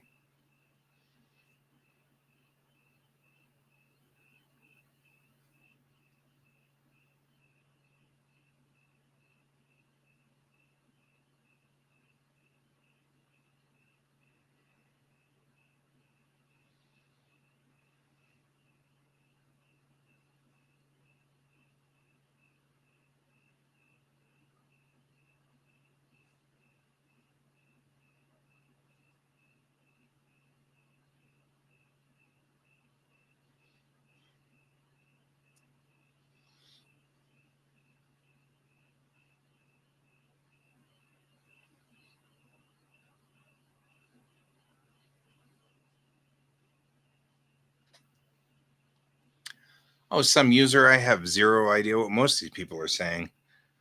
I mean, like I listen to K-pop all the time, and I have no clue what they're saying unless they. Some K-pop groups will have a Japanese version. If they have a Japanese version, I'm in. But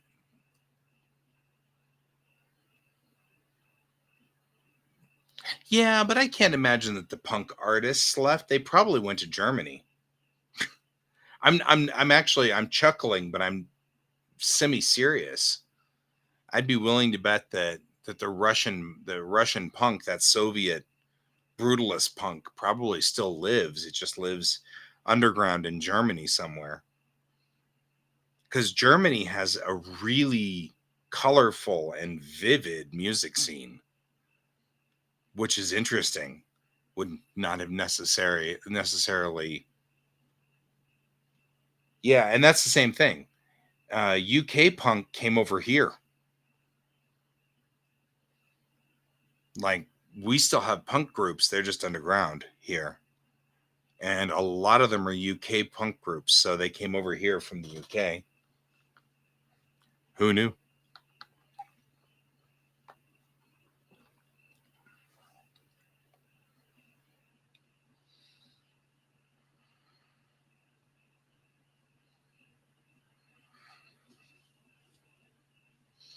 I am entertained by what people Google thinks are my family.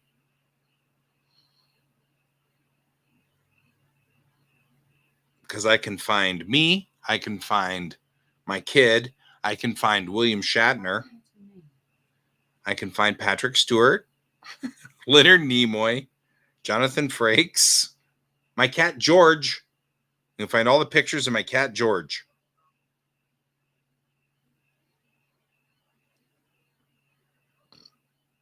including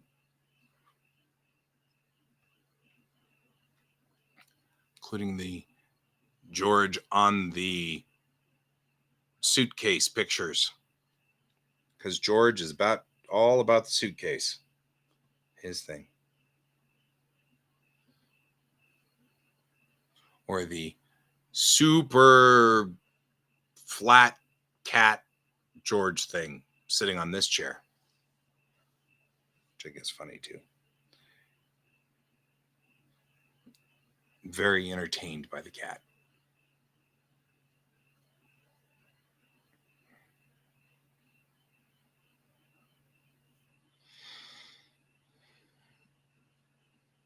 Yep.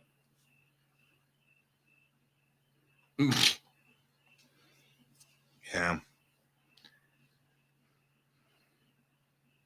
Yeah, I got Facebook the other day gave me like the most bizarre set of like commercials, like, oh, like you might be interested in. And it's like, yeah, I have an opinion about the Tories. It's not necessarily a positive opinion. It's the same problem I have with the LDP, which is the Japanese version of the Tories. Just get aggravated with them. I'm like, you guys have got to stop doing this.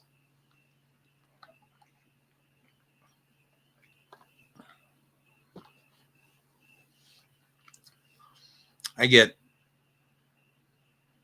Because I feel like the Tories, the LDP, our Republicans, they all have a concept that they're headed for, but I don't think the execution works like they think it does. Not only that, it's all of those groups are based on being afraid of people and being worried that other people are going to ruin their things, and you know what I mean, like, and taking action to prevent that from happening, and that kind of mentality. And I just don't agree with that mentality myself. I'd much rather just operate day to day assuming all of us are going to do the right thing. And yeah, sometimes things will go bad, but most of the time they won't. And even statistically,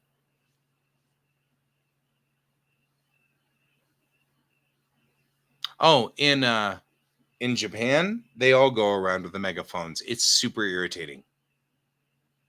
I'm just saying. Election season is annoying.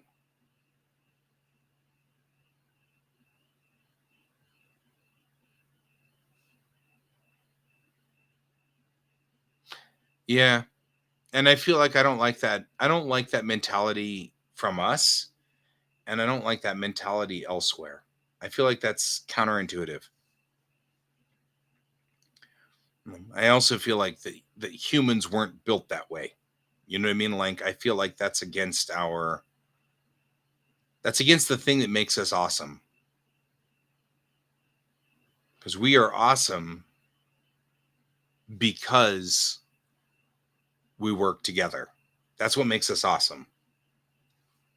And when we spend time trying to be afraid of each other and not working together, we stop being awesome. And that's my personal belief, which is one of the reasons why I don't particularly care for those parties. Um, it's based on I'm afraid of everything sort of concept.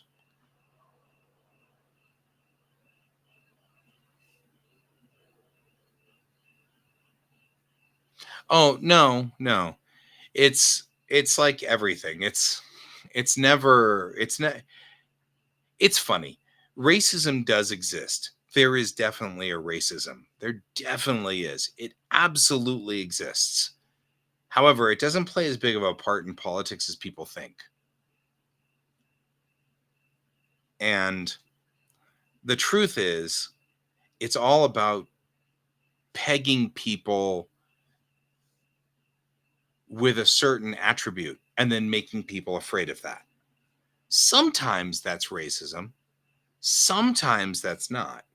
It's just race is easy. It's easy to say, we're going to pick on everybody who looks this way. That's just an easy shot. That's all. A reason why race ends up being there is because you end up with culture wars that make it easier. You have a bunch of people who are of the same culture, and therefore they are of the same physical attributes, and it makes it easy as a target for a culture war. It's the reason why the U.S. locked up a bunch of American Japanese. They were Americans. They weren't Japanese. They were Americans during World War II, and they put them into concentration camps effectively. And it's because it's easy to identify Asian people and just nail all of those guys.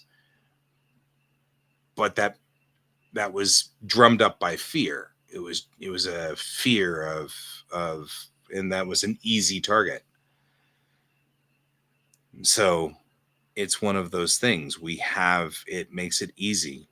And so I would rather have politics which were like, let's fix our water system, or you know what I mean? Like,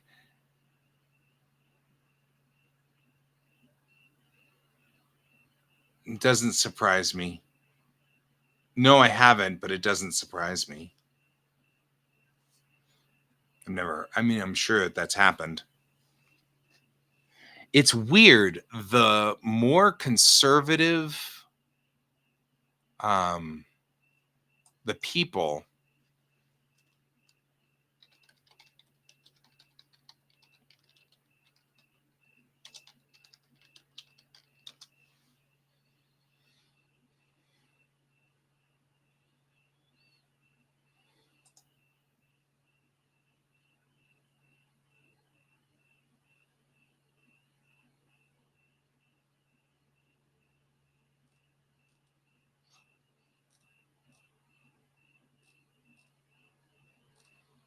It seems very strange.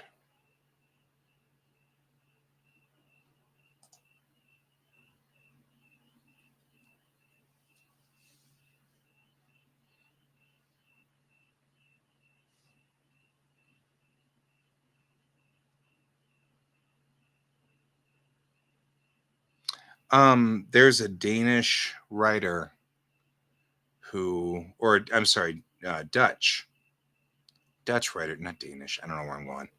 I'm hungry. I want Danishes. So, like I said, I travel the world in my stomach. Anyway, there's a Dutch writer out there, who Rutger Bregman, and he wrote a book on a lot of the stuff that I'm talking about, and he talks about, yeah, not gonna lie, that's effective and interesting.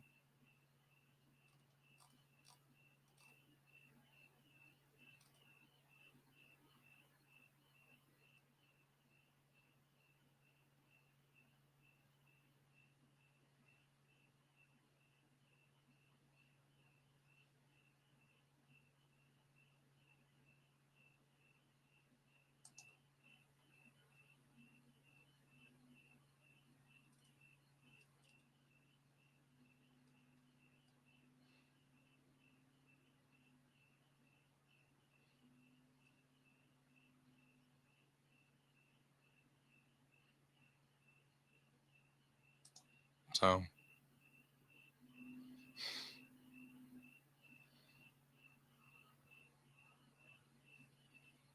yeah.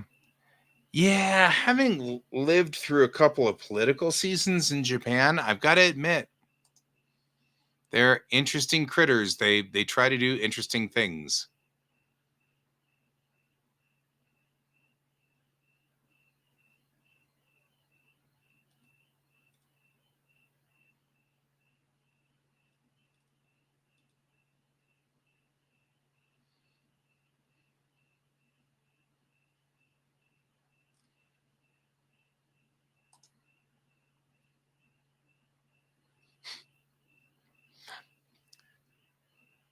So, well, and that actually some user is one of the reasons why I like learning other languages, or at least talking about those things, because puns, double entendre, those things crack me up. Usually humored by it. So, Inaka Adventure, huh? Is it a Japanese broadcast?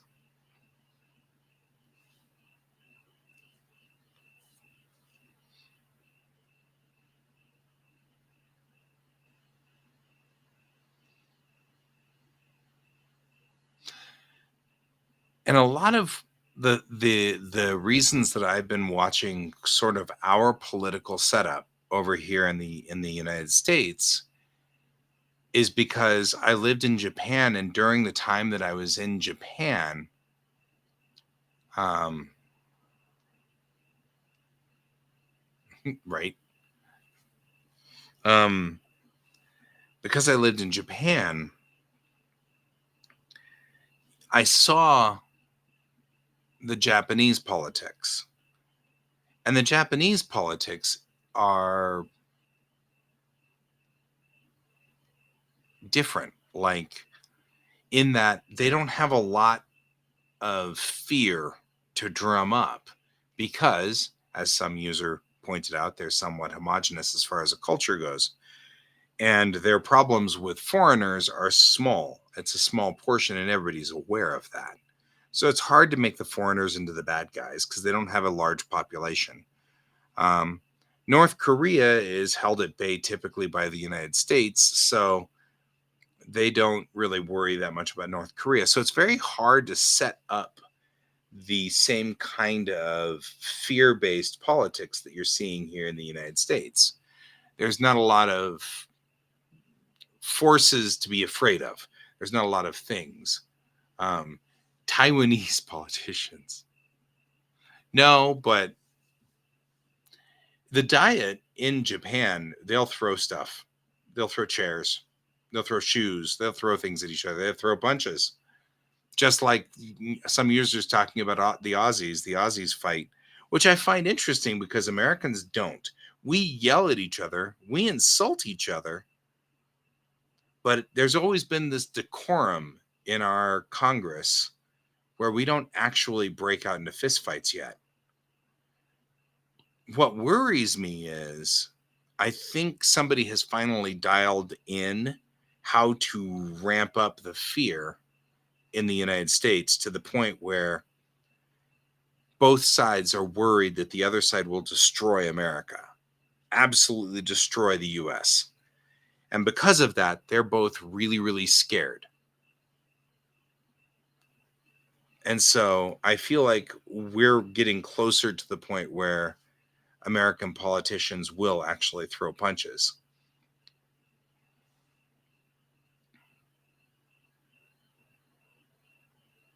Yeah. Well, like Brexit. You're like, Ray's like, I am totally on board with everybody punching each other. And you know what, Ray? I think I'm with you on that one, my friend. I think I'm there too. Like, you guys want to punch each other? Go ahead. You do that.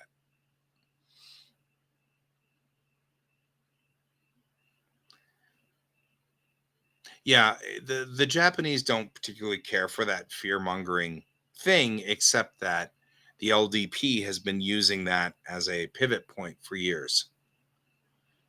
They've been using, they've been using the "see, we keep the foreigners away" as sort of their platform.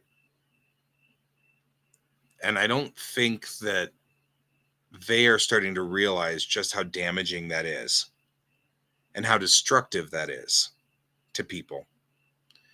And so I'm afraid that I think that the people aren't really that hot on following the LDP's thought process on that. It's my feeling on this one. So we are getting late. We're running out of time. You hear the crickets out there, though. We got good crickets going on. Computer, what's the temperature in the office? The office temperature is 25 degrees. So, computer, what's the temperature outside? Right now, it's 27 degrees Celsius. Tonight, expect a low of 16 degrees. Mm-hmm.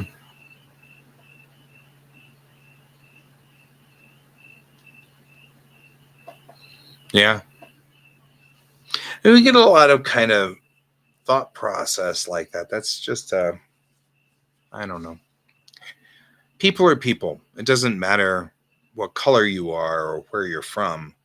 In the end, all of that stuff is only a small portion of what makes us human. All of those things are important. They are an important part of it, but it's not the biggest part. They can be your nationality and your belief system and everything like that can be overridden.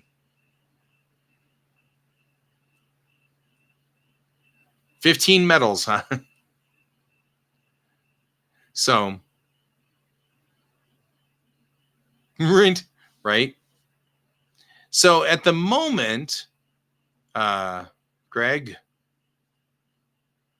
at the moment, I think we're at the back because Japan is the one that's taking the lead on medals.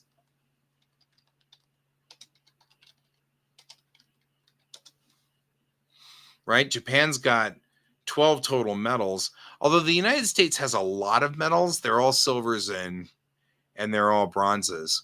So we're falling behind. And Greg, you've got home team advantage, so that's actually great. You're on the home team. So, and you're second place, I think, in total medals. Yeah, France is second place. You've got 16 now. You got 16, my friend. You've gained one. You've gained one. Good job. No. Second. Yeah. You gained one. So now you're only one step behind. Japan's leading right now with 6 gold. But France has 5 gold. and 8 silver, which puts them in second place. So you're only behind Japan. Just trailing Japan, and not even trailing that far behind Japan. Because if you guys get one more gold, you'll beat Japan. You'll move up into first place. Right. Go France. I mean, personally, of course, I'm always going to pick Japan and in the US, but because, you know, that's where my loyalties lie. But I also am glad to see the French team kind of getting in there and getting into the fight, you know. Not going to knock that. I think that's cool. So,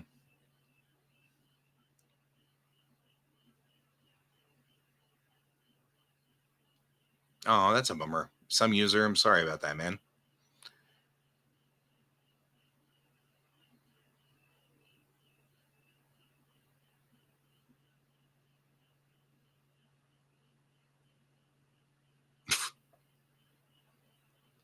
Ray's like, traitor. Nah, I'm still rooting. I mean, really, honestly, as far as number of medals, America is taking the lead. It's just that we have a whole slew of bronze medals. So the US has 20 to Japan's 12 and France's 16. So it's just that Japan and France have been doing a better show. So kneel on the flag. Not necessarily our style, but that's all right. That's another thing that's fascinating to me is like raised in a culture, you're kind of taught etiquette in a way. Like it's really weird to get Americans to bow. I can bow now because I lived in Japan, but we don't like to bow. Like Americans really don't like that. That's a very strongly embedded in us when we're young to not bow. And so it's very difficult. And we are also embedded never to let the flag touch the floor. So, oh, I totally understand where you were coming from, Ray. Good job. I just you made me think about that connection of how it's interesting how we all have like different rules, you know. Yeah. And I think that bowing is not a problem. Even as an American.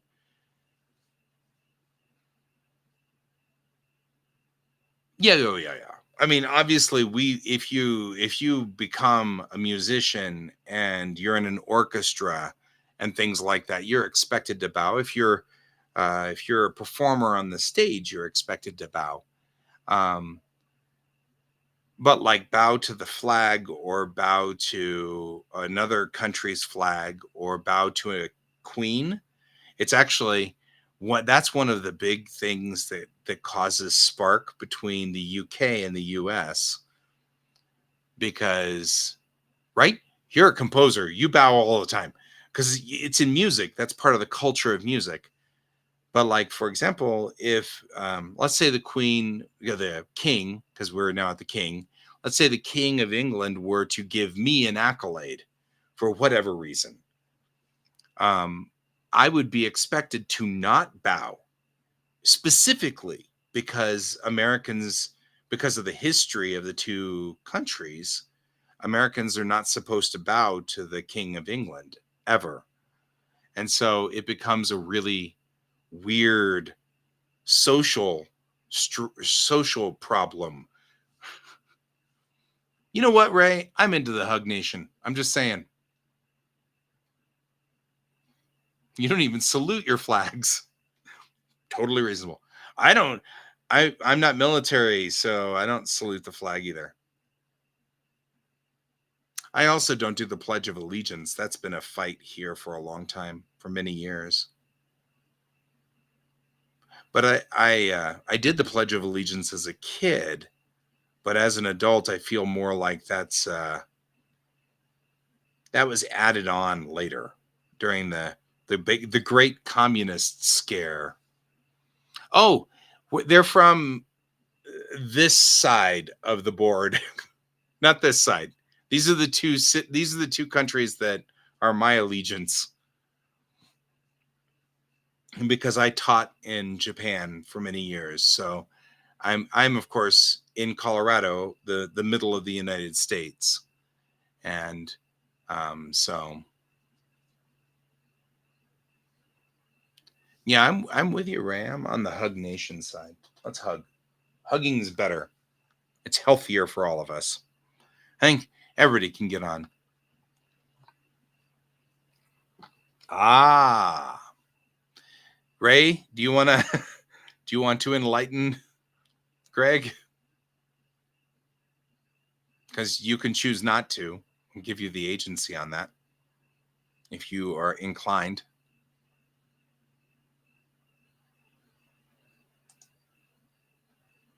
The Japanese embassy. Fair. I guess you're inclined.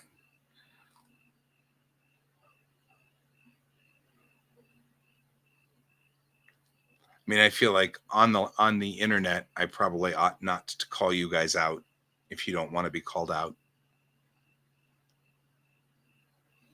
I'll add France up there for you, Greg, though, if you want. Takes me a second.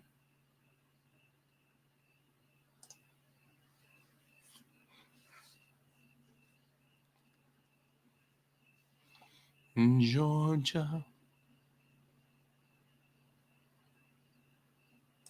Georgia on my mind.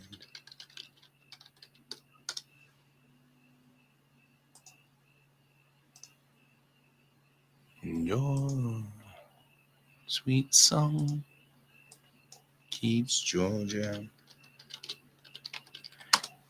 Here, I'll add you in here.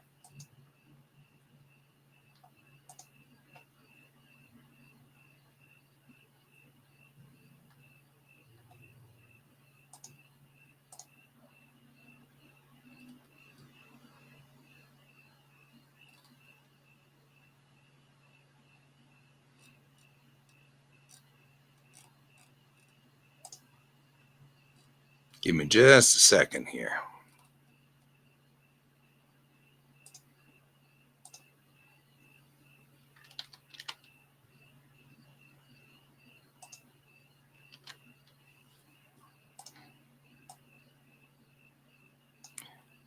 All right, Greg, you're my second row though. Sorry, man.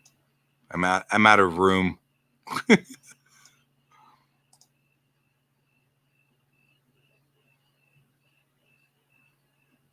Really? That's interesting. I'm going to admit that is kind of intriguing to me.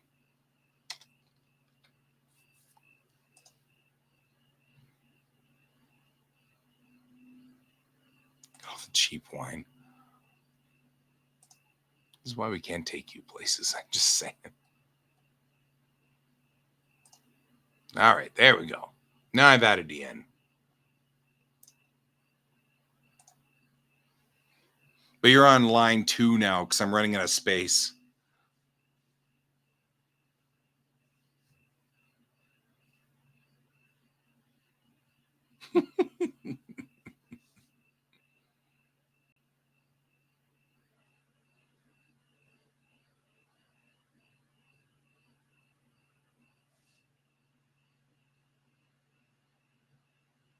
Make it smaller? I don't know. It's the same size, isn't it?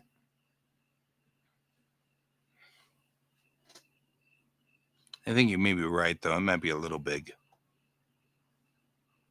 And on the bottom? No, it's on row 2. I think it's the same size. Let's look.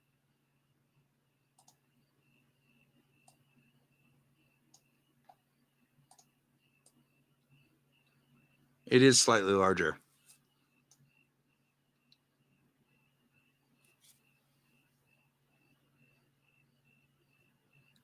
Yeah, we didn't get New Georgia.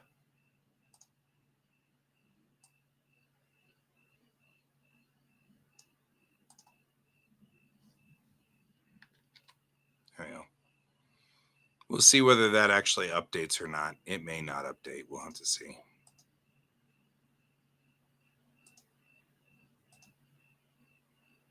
Oh, it did. Check that. It updates automatically.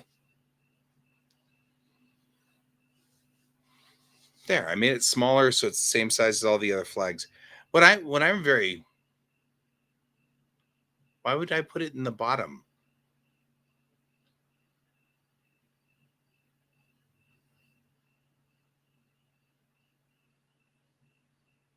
I like it up there. If I put it at the bottom, it'd be down here somewhere, and then it'd be in front of my face.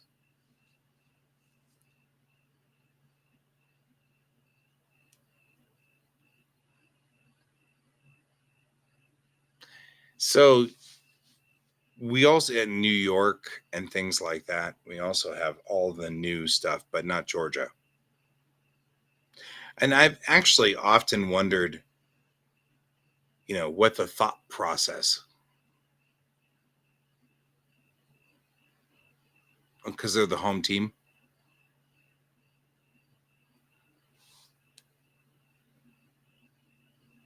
Could move it closer to the rings since they are the home team. You got home team advantage.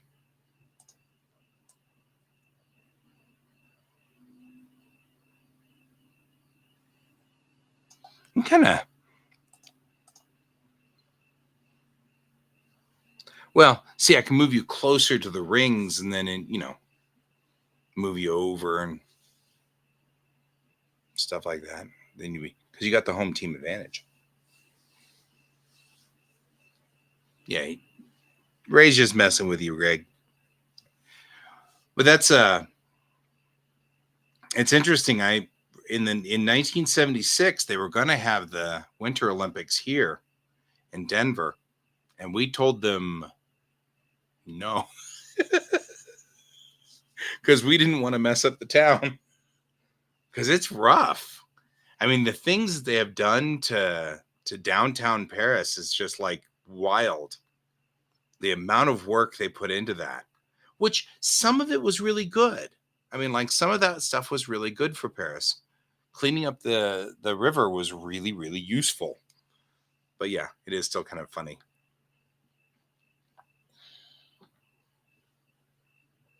Yeah, you're.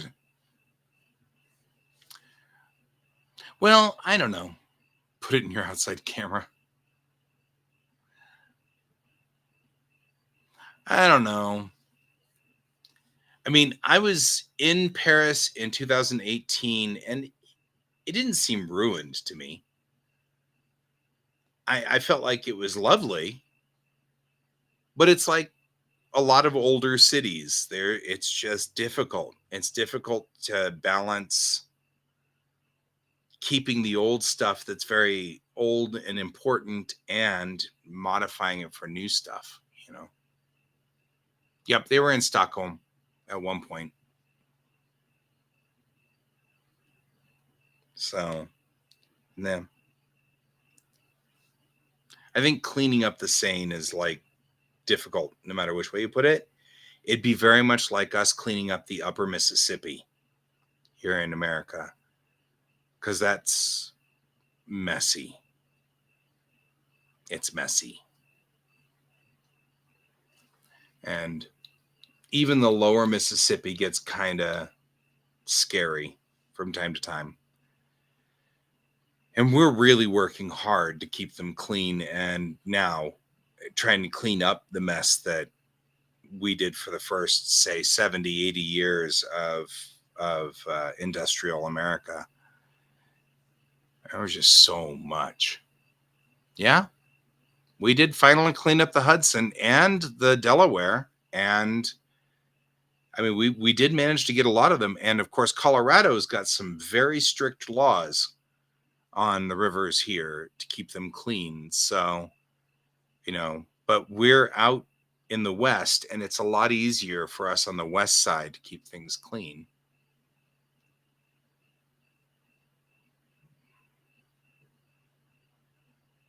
Oh, yeah. No doubt. Doesn't even surprise me. We've got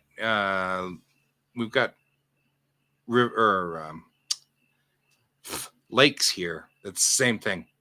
They'll drain the lake and there'll be these cars with skeletons in them. And you're like, well, that's a thing.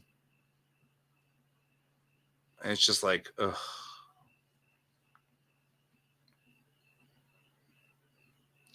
Hey, Max. And now we got to add Texas's flag up here. Okay, maybe not.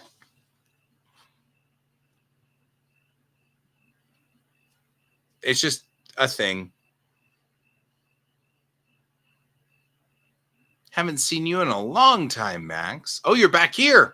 Hey, even better. I don't have to put Texas's flag up there. That makes me feel a whole lot better. Any day. You know why Oklahoma has a panhandle, right? Because we paid extra not to have a border with Texas. I'm just saying.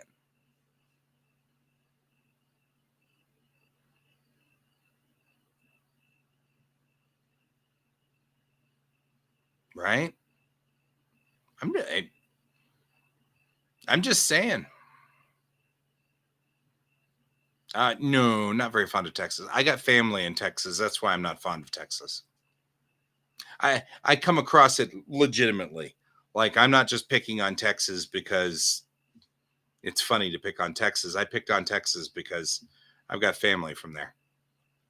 So I like sweet home Colorado. Well, yeah, but Greg, it's 23 degrees right now. And by the time the night's over tonight, it'll be 16 degrees. And now, I mean, it's been 30 something stupid all day. I think we made it to like 35 degrees. But the fact that it goes down to 16 is so nice at night. I mean, I'm not going to knock that at all. I just opened the door here. We got cool air coming through. Even though it was ridiculously hot today at like 35, 36. There was a point where my car was sitting out in the sun and it said 46. But I think that's because the sun was hitting the thermometer dead on. Once I started driving around, it cooled down to something reasonable. And both of those things are true. I'll add one thing to what you know about Texas. They also have an insidious number of bugs, like cicadas and roaches and horrible things. And I'm afraid of bugs. And I'm allergic to heat. I've decided I'm allergic to heat. This is a decision I made today. I'm just allergic to heat. There you go.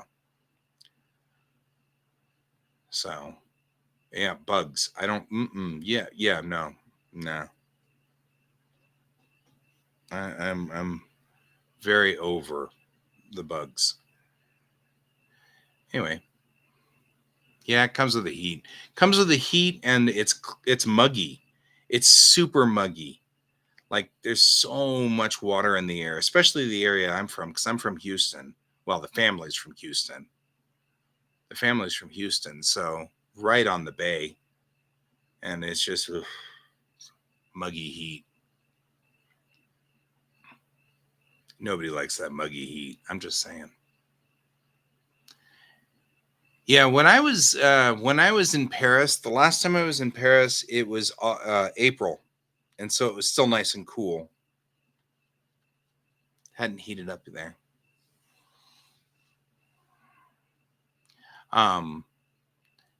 Yeah, some user I didn't grow up there. I mean, my mom and dad divorced, so and that was my dad moved back to Texas, so I lived here, but on the school breaks I would go to Houston. So like during summer break and during the winter break.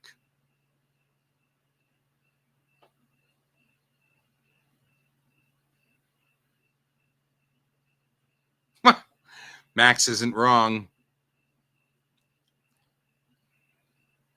I mean, I don't remember when you went down there, Max, but I was there in February of 21 during their power blackout from hell.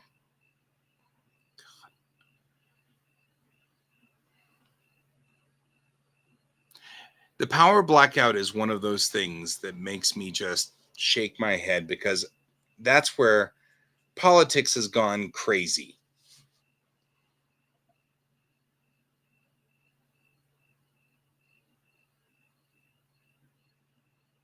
Toll taxes? That's what I thought. I didn't think you were there for the freeze of 21.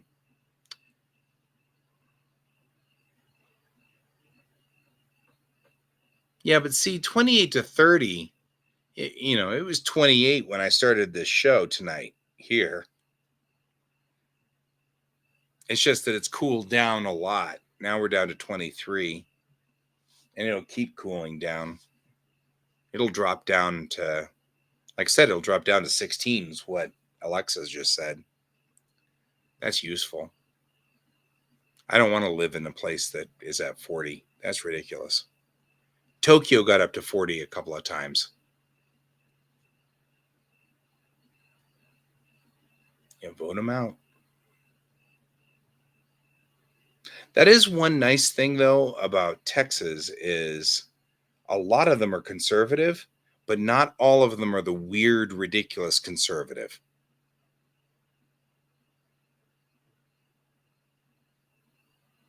Yeah, but isn't it the middle of the day there, Ray?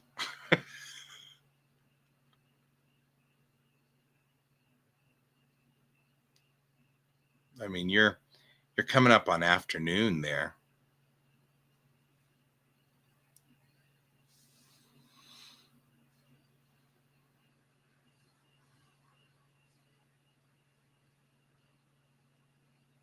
And some days, some user, you may wander the world. It's lovely wandering the world. I love doing that. It's one of the reasons why I love having all you guys here. Although, I'm just going to say right now, for the record, the Coloradans are outnumbering everybody.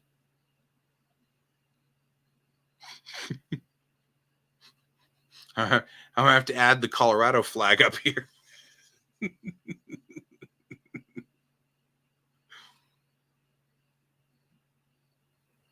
Yeah. It is kind of weird.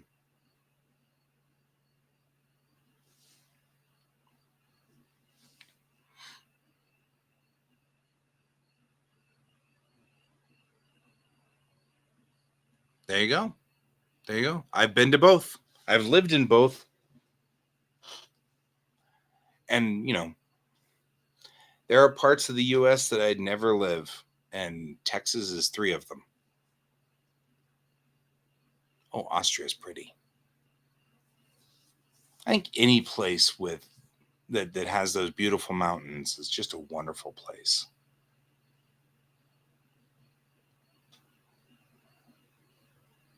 So, Max, we do have a French national on here, just so you're aware.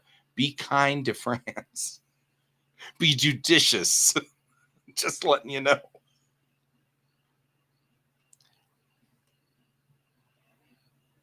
Yeah, actually, no, I really did like visiting Paris. My sister was really big on going into the catacombs, and that was an experience. I've got to admit, at first I was sort of about the catacombs, but then I went in there and it was fascinating. Terrifying, but fascinating.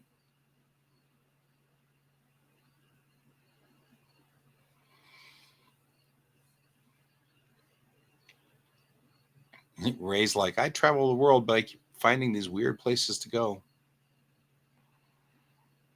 I have no idea where you guys would go. That's a thing. Austria is beautiful. I think Spain is fascinating too, as far as a culture.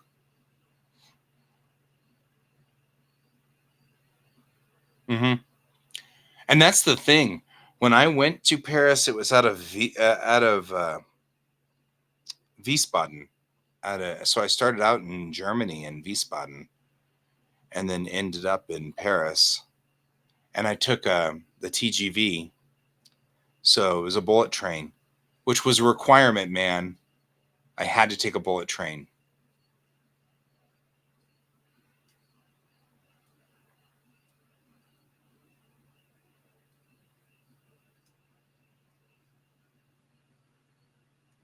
Hmm.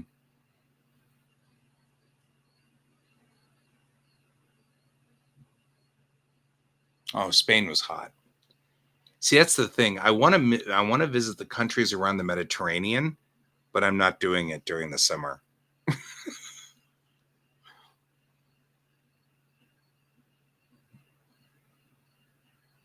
Marseille.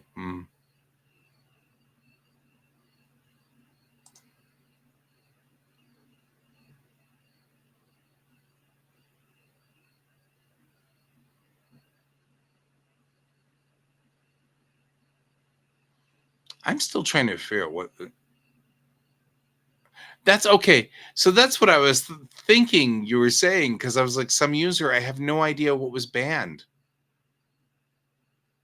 YouTube censored it. That's funny.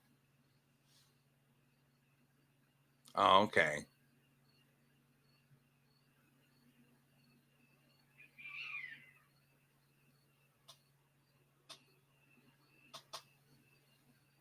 Hey, George, your friends are outside. Ooh, Bosnia.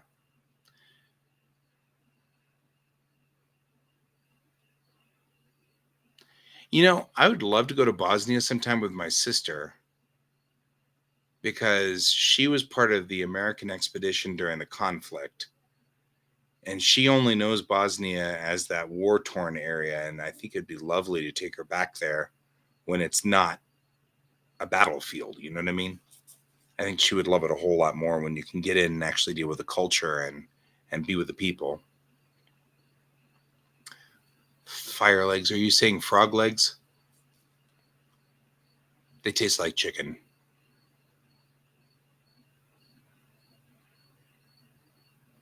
I know George is somewhere.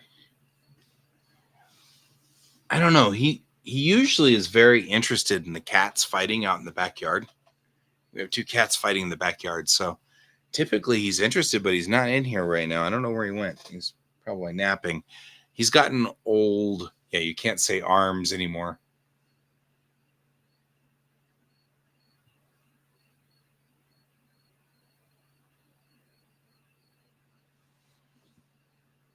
Nice.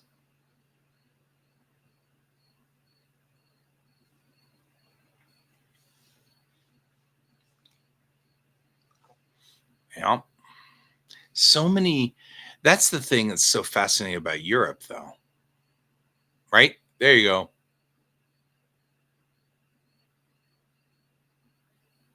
Oh, I get it. Fire legs.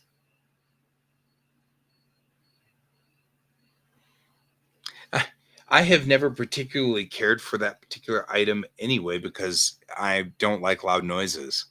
And I mean, if anything makes a loud noise, it's that. So, I mean, all no politics involved here. I just don't like the sound of loud noises, which is why I usually deal with martial arts, and everything I do is martial arts.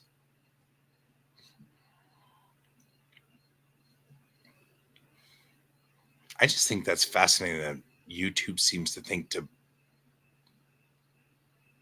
ban that. That's fair. And going to a range and practicing is perfectly acceptable, and a perfectly acceptable thing to go do. I don't see anything wrong with that at all.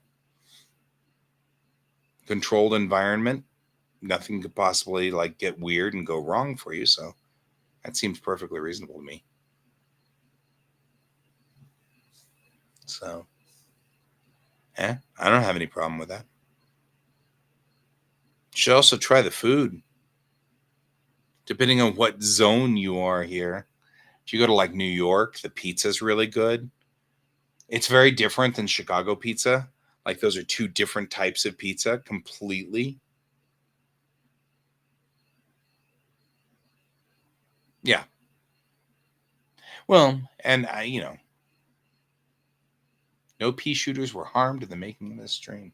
No, but I do have this.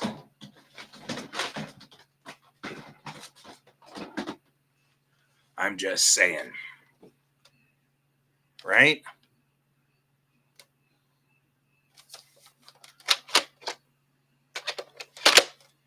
Yeah.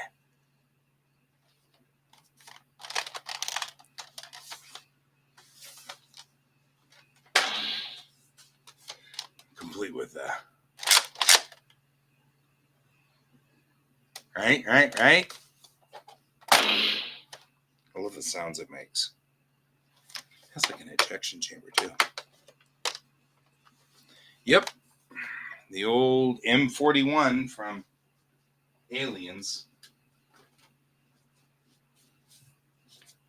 I don't particularly care for actual firearms, but I'm very entertained by science fiction firearms. I have a Cobra phaser. This is a Dolphin. But,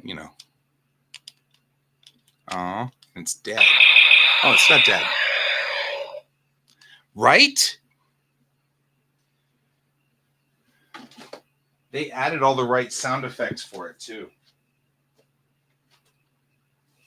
At some point, though, with this guy, I'm going to actually repaint him because they've got him painted orange or yellow so that it won't be a threat. But George did show up. He just now has decided he's terrified. Oh, yeah. When you... it does actually fire quite a few rounds.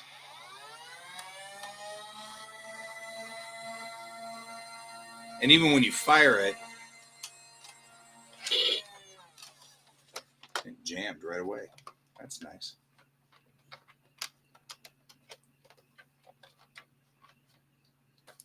I couldn't even clear that jam. Man, I'm going to have to clear this jam. It jammed right up.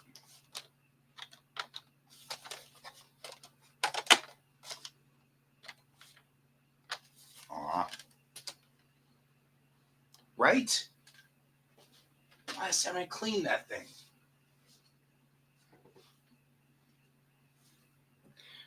Oh, well. Jammed up right away. Wouldn't that suck? You're being attacked by a bunch of aliens and your gun jams. See you later, Ray. Actually, I should go too. It was good to have you guys here, but I should probably bow out as well because it is now pushing midnight. So I will see you guys all later. I hope you all have a wonderful evening. It's good to see you again, Max. Glad to have you. Glad to have you here, Greg. Good luck on your team. You're doing good and keeping right. They never have lasers. Keeping up with the Japanese there. Keep up with those Japanese. So I hope you guys all have a wonderful evening. And as always, I hope you have a wonderful time, a great day, great night, and keep your eyes on the stars. Goodbye. Yes, I agree.